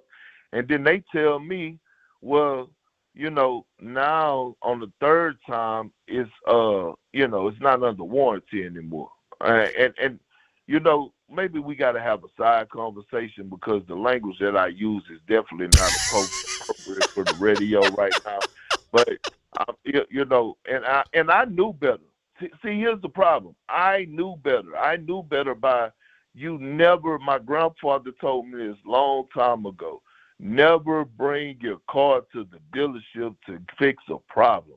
You got to go find you a local mechanic that's going to do right by you. And yes, it may not be the big name dealership, but you got to get you a local mechanic because those are the people that's going to treat you right and do right by you. And I know this, and this is why I'm asking, am I a jackass? Because really, the person that I should be angry at is me for putting myself in that situation. I agree. Because you knew better. Same way I did. I knew better. But hey, we sometimes, CC. I mean, don't feel bad, man. It's happening. It's happening to the world with these cars. I don't know what it is. I don't know if it's something that's programmed in the system, in the cars that says, hey, at this point, go out. Hey, rear end, go out. Transmission on a brand new Cadillac Escalade, go out. Hey, just go out. So again, I have great relationships with a lot of dealerships. This doesn't go to a lot of dealerships. Shout out to one of my best ones in Houston, Classic Chevrolet. I have a great relationship with those people. But when it comes to other ones, I don't trust them. It just feels like the man is sticking it to me again. Yeah. So. Perk, you're the best. Thank you so much. I appreciate it. All right, brother. Appreciate it. Kendrick Perkins, ESPN NBA analyst, life coach. I want Perk as a life coach. I feel like just situations like that, I should have him with me. I would love that. He's a good man. It's Bart and Carlin on ESPN New York. I'm going to put this in a little more detailed explanation because I couldn't take a half hour explaining the whole thing to Perk in that moment, and I'll offer a little more context. I can take a half hour explaining to you if I want to, but we will play the game, Am I the Nozzle? In moments. Game time, speaking of games, is brought to you by Tullamore Dew Irish Whiskey, because when it's game time, it's Tully time.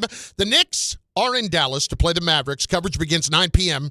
right here on 880 ESPN. Tullamore Dew is the original triple distilled, triple blended, triple cask matured Irish whiskey. Be sure to grab a Tullamore Dew or try the new Tullamore Dew Honey during today's action. Glasses up to enjoying Tullamore Dew responsibly. It's Bart and Carlin on ESPN New York. Bart out today working a charity event that he does every year down in Baltimore. He will be back with us tomorrow. Am I the Nozzle? Next. Ox Spine at New York Presbyterian is always in pursuit of a better way to heal the spine. We're getting more people moving again with minimally invasive, non-surgical, and surgical treatments with innovative solutions for every back and spine condition and your unique needs. Expert spine care is available now across New York City and Westchester. Find a doctor at nyp.org/oxspine. Stay amazing. New York Presbyterian. At the 5-yard line, handoff Breece Hall, finds a crease, runs left, he's into the end zone for a Jet touchdown. Jets fans, clear the runway and be at MetLife Stadium for Week 13 as your New York Jets take on the Atlanta Falcons, Sunday, November 30th at 1 p.m., presented by New Jersey Lottery. Join us as we celebrate First Responders Day. Don't miss your chance to be at the game. Lock in your seats now at nyjets.com/tickets. Once again, that's nyjets.com/tickets. At City Harvest, we believe no New Yorker has to go hungry. With your help, we're on the road 365 days a year, rescuing over 77 million pounds of nutritious food and delivering it free to millions of New Yorkers, transforming surplus food into sustenance, sustainability, and smiles, rallying thousands of New Yorkers to power a network of nourishment across our city. One day, one meal, and one New Yorker at a time. That's how we feed good. Donate at cityharvest.org. This is Rick Brunson, the assistant coach from the New York Knicks. I'll be driving to our games this season in style in my new Jeep Gladiator from Princeton Jeep. My friends at Princeton Jeep gave me all-star treatment, and you can expect the same thing. Just mention I sent you, and they'll treat you like family. Princeton Jeep has tons of inventory and great deals on new vehicles. Visit Princeton Jeep at 1045 State Road in Princeton, New Jersey, or online at PrincetonJeeps.com and tell them Rick Brunson sent you. Michelle Smallman here for Gainbridge and their Give Back program, Gainbridge Assist, powered by Parity. Gainbridge and Gainbridge Assist, powered by Parity's goal is to empower girls and women through sports and education, providing 32 organizations in 21 states $222 of grant funding during 2025. These grants aim to level the playing field and expand access to sports and education for girls and women across the country. Here's to a future with no limits for women's sports with Gainbridge and Gainbridge Assist, powered by Parity. Clinton Yates here. The holidays are upon us, and so are the savings at Total Wine & More. Discover thousands of wines, spirits, and beers like my favorite, IPAs, perfect for every celebration and every budget. From bold reds to sparklers, you'll find the perfect wines to raise a glass this season. With the lowest prices for over 30 years, you'll always find what you love and love what you find only at Total Wine & More. Curbside pickup and delivery available in most areas. See TotalWine.com for details. Spirits not sold in Virginia and North Carolina. Drink responsibly. Be 21.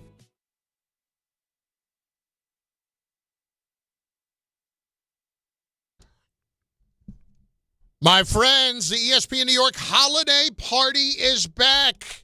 Both the Michael K. Show and Don Hahn and Rosenberg are bringing the holiday cheer at your mother's house in Garden City Park, Long Island, Friday, December 12th. We're once again collecting unwrapped toy donations this year to benefit the Garden of Dreams Foundation. It all kicks off at 1 p.m. Friday, December 12th at your mother's house. It's brought to you by Amazon Pickup. Bart Carlin on ESPN New York and on the ESPN New York app, as well as over on the YouTube page where I am getting beat up, as you would expect, for my handling of this whole car situation. But I will explain it here momentarily a little bit clearer as we play Am I the Nozzle? There are two sides to every story. Everybody need to keep a cool booty, okay? We're here to judge. I plead the fifth. Am I right? Adoy. Or am I the nozzle? I was wrong. Well, ironic that Perk's in that because we just had Perk on the show and tried to get some clarification here. We'll get back to that in a minute, but our buddy Tom Bauer has got some situations to pose to find out if, in fact, you are the nozzle. Go, Tom. And normally I do. Wow, that was an awful start. Oh, my goodness. Yeah. Wow. Yeah, that was bad. Normally I'm the one who's asking you if somebody's a nozzle in the situation, but Right. you teased it, so keep it coming. Keep giving us the details about the All car right, so dealership. here's the deal. The issue with it was some sort of a, like the lane thing that's in cars these days. Lane assist, yeah. Yes, lane assist. It's a 2020 car, okay? And the lane assist light was going on. And it would happen, like it would be off for a little while each time you started the car new, and then it would go back on. And the lane assist thing, like on the highway, wasn't working. Not that I was trying to put it to a strong test. Anyway, I called the dealer. I went to the dealer initially because I needed to have a loaner car. I couldn't be without a car, and I didn't want to go rent a car and spend even more money.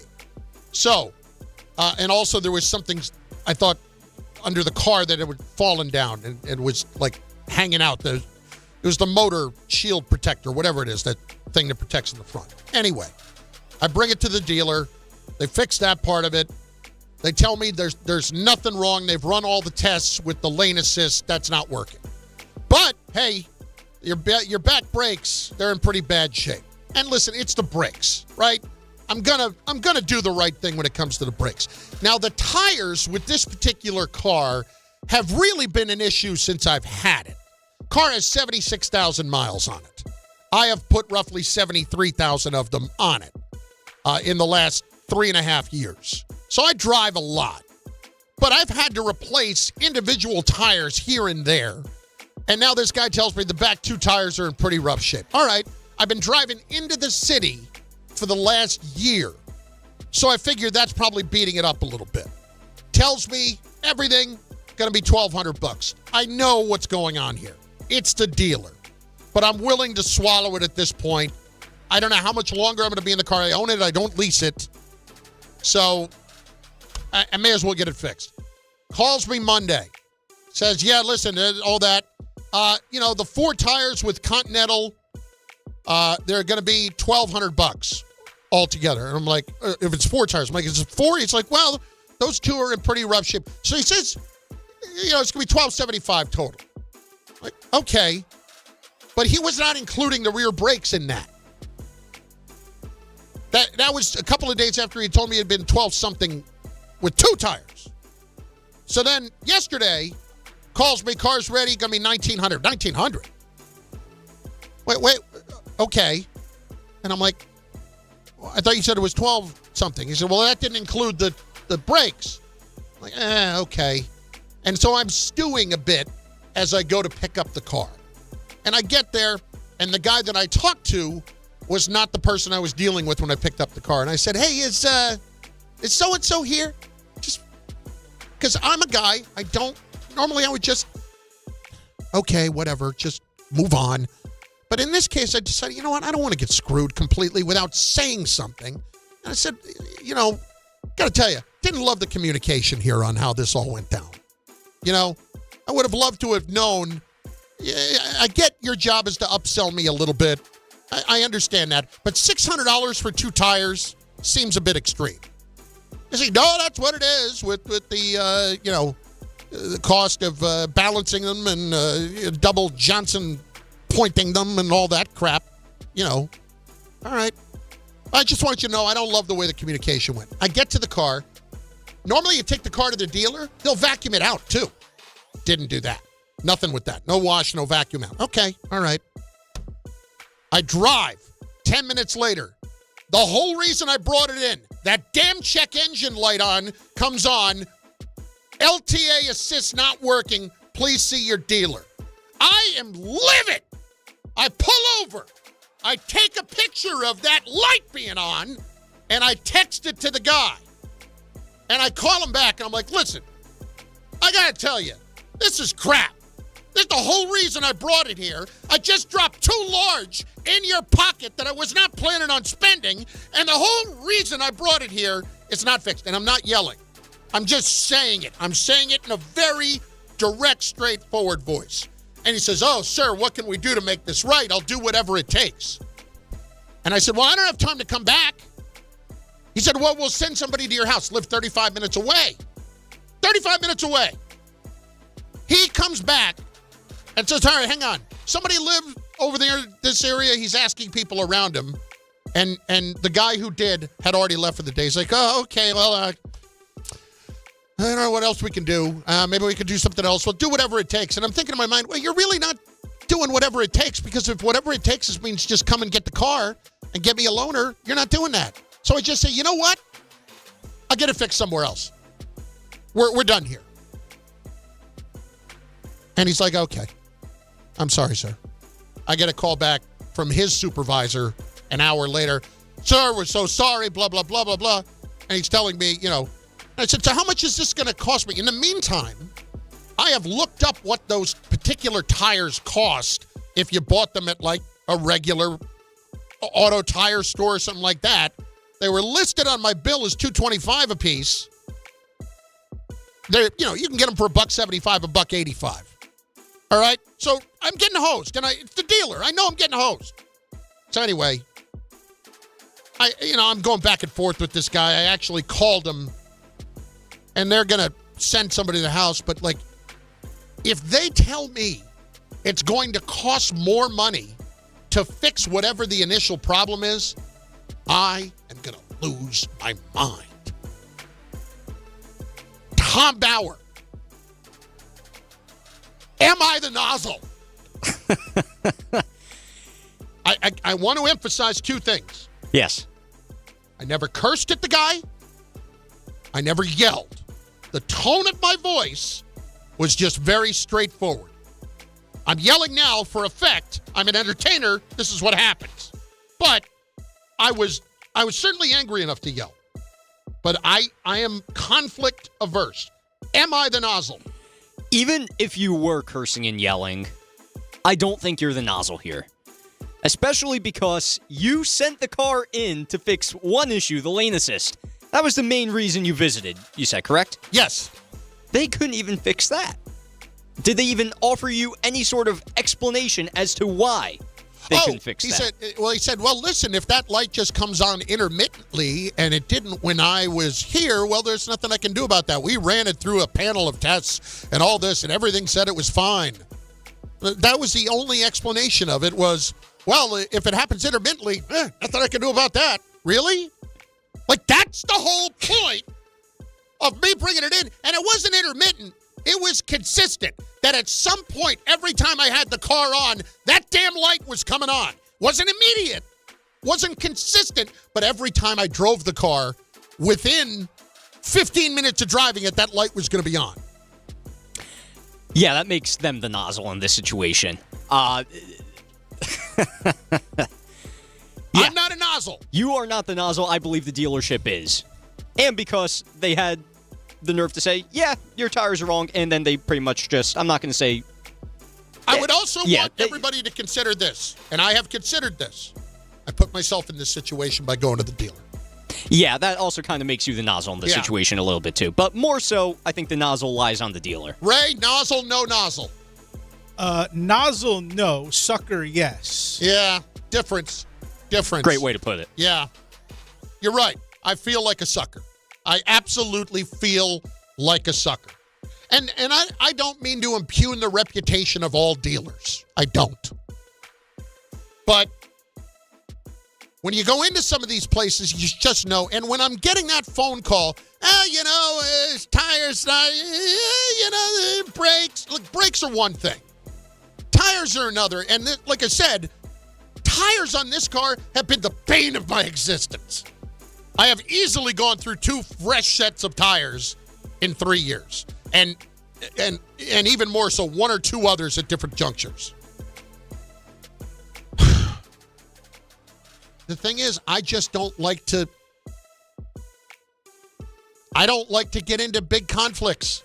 I really don't. And I know that's stupid.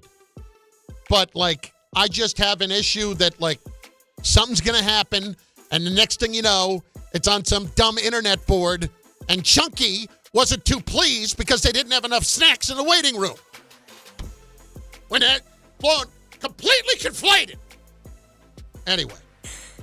I do have one more for you if you would like. Sure, why not?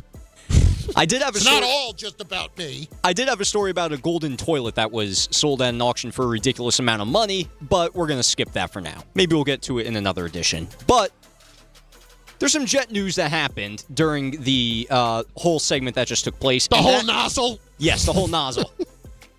Tyrod Taylor is going to be the starting quarterback of the New York Jets. That is according to Aaron Glenn. Oh, wow. Okay. And he did not say ask Diana. No, he did not. But I did see a tweet from Rich, and I believe this is the quote in the system as to what he said about this starting quarterback, and we're going to determine if he's a nozzle for this here. Will you announce your starting quarterback, Aaron Glenn? Yeah, I said that on Monday. Talked to both of those guys, talked to the team on Monday, so Tyrod will be our starter. Why did you decide to make that move? Because I wanted to. There you go. You know what? I'm good with that. That's fine. That's fine. Because that's just a great, straightforward answer. Why did you do it? Because I wanted to. You know what? You're good, Aaron Glenn. You're a good egg. I know some of the things that he says are just unnecessarily silly. I love that one. That's great. Bart Carlin, ESPN New York. Not sure who to bet on this weekend, USC or Oregon? The Ducks are favored by 10 points. Will they cover the spread? What about Nebraska or Penn State? The Lions are favored by 9.5 points. Join one of the nation's top sports betting analysts, Joe Wiz, on the Fine Line Saturday at 8 a.m. The season is on the line for the Chiefs as they host the Colts. Plus, the Wiz talks basketball, hockey, soccer, and more. Follow the Wiz on Instagram at Joe Wiz Sports. It's the best bet in town. The Fine Line with Joe Wiz, Saturday at 8 a.m. Be ready to win. Right now at Bay Ridge Honda, experience the wonder of holiday savings on Honda cars, trucks, and SUVs during Happy Honda Days, like the Accord SE, only $239 per month, or the all-wheel drive Honda Ridgeline for only $289 a month. These clearance deals won't last long. Plus, receive thousands in benefits and savings with their Bay Ridge Plus Advantage plan. Upfront pricing, total peace of mind. Visit BayRidgeHonda.com. 36 months lease, 7,500 miles per year, $38.99 down, plus tax, tag, and fees. See dealer for full details. Listen up, football.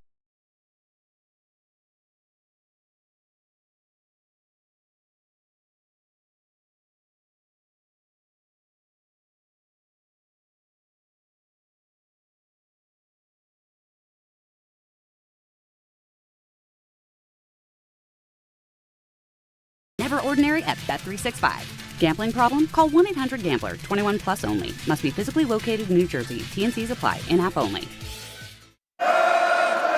Serving contractors, builders, and homeowners in the tri-state area since 1987, Brooklyn Window & Door is New York City's largest stocking dealer of quality Andersen window and doors. The professionals at Brooklyn Window & Door will help solve any of your window replacement needs or applications. Visit Brooklyn Window & Door's award-winning showroom to see the complete Andersen product line, including the 400, 100, A&E series. Andersen, built, backed, and serviced like no other window. Visit Brooklyn Window & Door at 185 30th Street in Brooklyn or call 718-WINDOWS.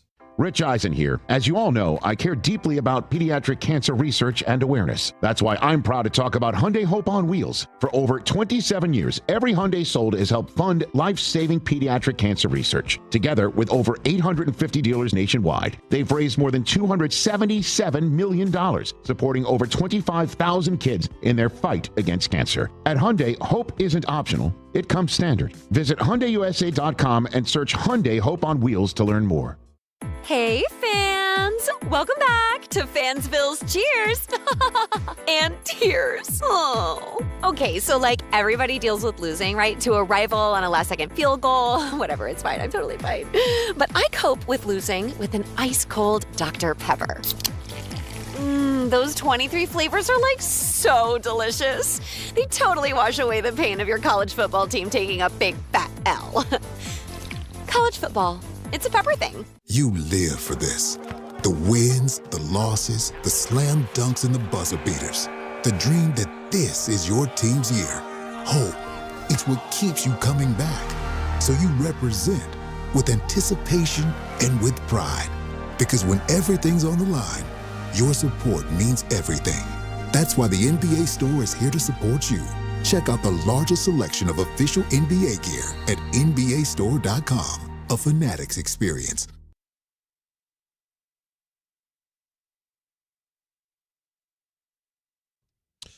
There are people now in the chat arguing about diagnostics and how expensive they are.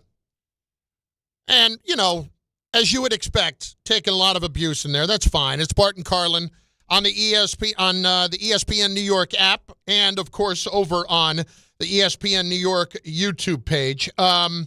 Couple of people just chiming in on this. Bugsy, no wonder you're crying all day about Skattebo. You're getting screwed by the dealer. Soft. That might be. Could be fair. Could be fair. Could be fair. Let's see here. Warren Brown. So everyone, you should always take your car to the dealer, have him do a full diagnostic, get the printout, and then take it to the mechanic you trust and have them do their... Well, that just sounds like a lot of work. Now you're talking about time, and that's the problem. The real attraction of the dealer in this whole thing for me was the loaner, and the fact that doesn't cost anything. But really, it does cost something. It cost me an additional. Listen, I go into these things thinking this is a problem. The car's not under warranty anymore. I'm probably going to get hit for $1,000, but I planned on keeping this car for a long time. Like I said, I bought this car. I did not lease it. So you want to get it fixed. So I go in thinking, all right, this is probably going to cost me $1,000. When it's double that, all of a sudden the loaner is not free. And there's the cost of what it costs, and then there's the cost of my aggravation. And let's agree, I'm not the only one suffering. You're now suffering because of it, because you've had to hear about it. That's the problem. That's where the real problem is. You've now had to hear about it. And then there's one other guy chiming in. Is it C Money? Might be C Money. Damn, Carlin. You're doing everything but giving out the name of the dealership. You know why? Because I'm classy. That's why. Classy. I'm not taking you out on the air. I know plenty of people who would do that. Me? Not doing that. Not doing that. Not ruining your business over my inconvenience. Although I guess saying ruining your business is an awfully high opinion of myself. But I'm not doing that because I'm classy. All right, I want to hear some more Aaron Glenn here. I do want to just hear this again. Are you going to announce your starting quarterback? Yeah, I said that on Monday. Talked to both of those guys, talked to the team on Monday, so Tyrod will be our starter. Why did you decide to make that move? Because I wanted to. Oh, it's so great. Why the quarterback change now? It was purely my decision. I felt like it was the time to do it. Again, had good conversation with both of those guys. And listen, these situations are not always easy, but as a head coach, you have to do what's best for the team. And I feel like it was best for the team. Listen, it was a decision that probably could have been made a couple of weeks ago. But here's the biggest rub, so to speak, when it comes to Justin Fields. He will never be able to say that he did not have enough of an opportunity here. He had an opportunity here. The Jets, when they signed him last offseason, said, you will come in and you will be our starting quarterback. And here is money that would match that for somebody of your level of quarterback in the league. They based that off what they saw in Pittsburgh last season. You cannot in any way, if you are Justin Fields, argue that you have been treated unfairly. You have not. You have been treated fairly in every single way. The coach has stayed with you as long as he can. When you play this level of continued inconsistent football, this is what happens. And I hate to say it, like this is it for Justin. That was it. The opportunity for him in his career has now come and gone to be a starting quarterback in this league. That's over. I thought it was really interesting this morning listening to Louis Riddick with Dave and Rick talking about how certain guys are equipped to handle that and certain guys are not. And how Jameis Winston, when you look at how he has handled himself with the Giants and over the last few years, has been an exceptional pro about it and is going to help everybody else in the room. And he's not just there looking out for himself. He understands what his role is as a backup, and that is to be a sounding board, and that is to be somebody who offers advice, and that is to be somebody who gives you insight to the starter to help you win. And then, if called upon, ready to play. All of that has been the case with Jameis Winston. It has been a while since Jameis has been the man, so to speak. So it took a while, I'm sure, to get your ego out of the way and be able to reconcile that. And so for Fields, right now, part 2 of your career is beginning. And you will now have an opportunity to start to mentally work past that. And it's going to take some time. And it should.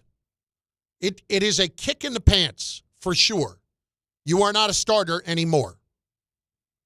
And you now have to accept that and move on. And by accept it, you're going to be learning how to be a good backup, learning how to help everybody else in the situation, and frankly, trying to figure out what the rest of your career is going to be. Because if you cannot do that, believe it or not, you're costing yourself millions of dollars too. Like if you don't learn how to be a backup, what are backup quarterbacks in this league making? $5, $6, $7, $8 million? $10 million? If you don't learn how to do that, then you're costing yourselves that many millions of dollars too.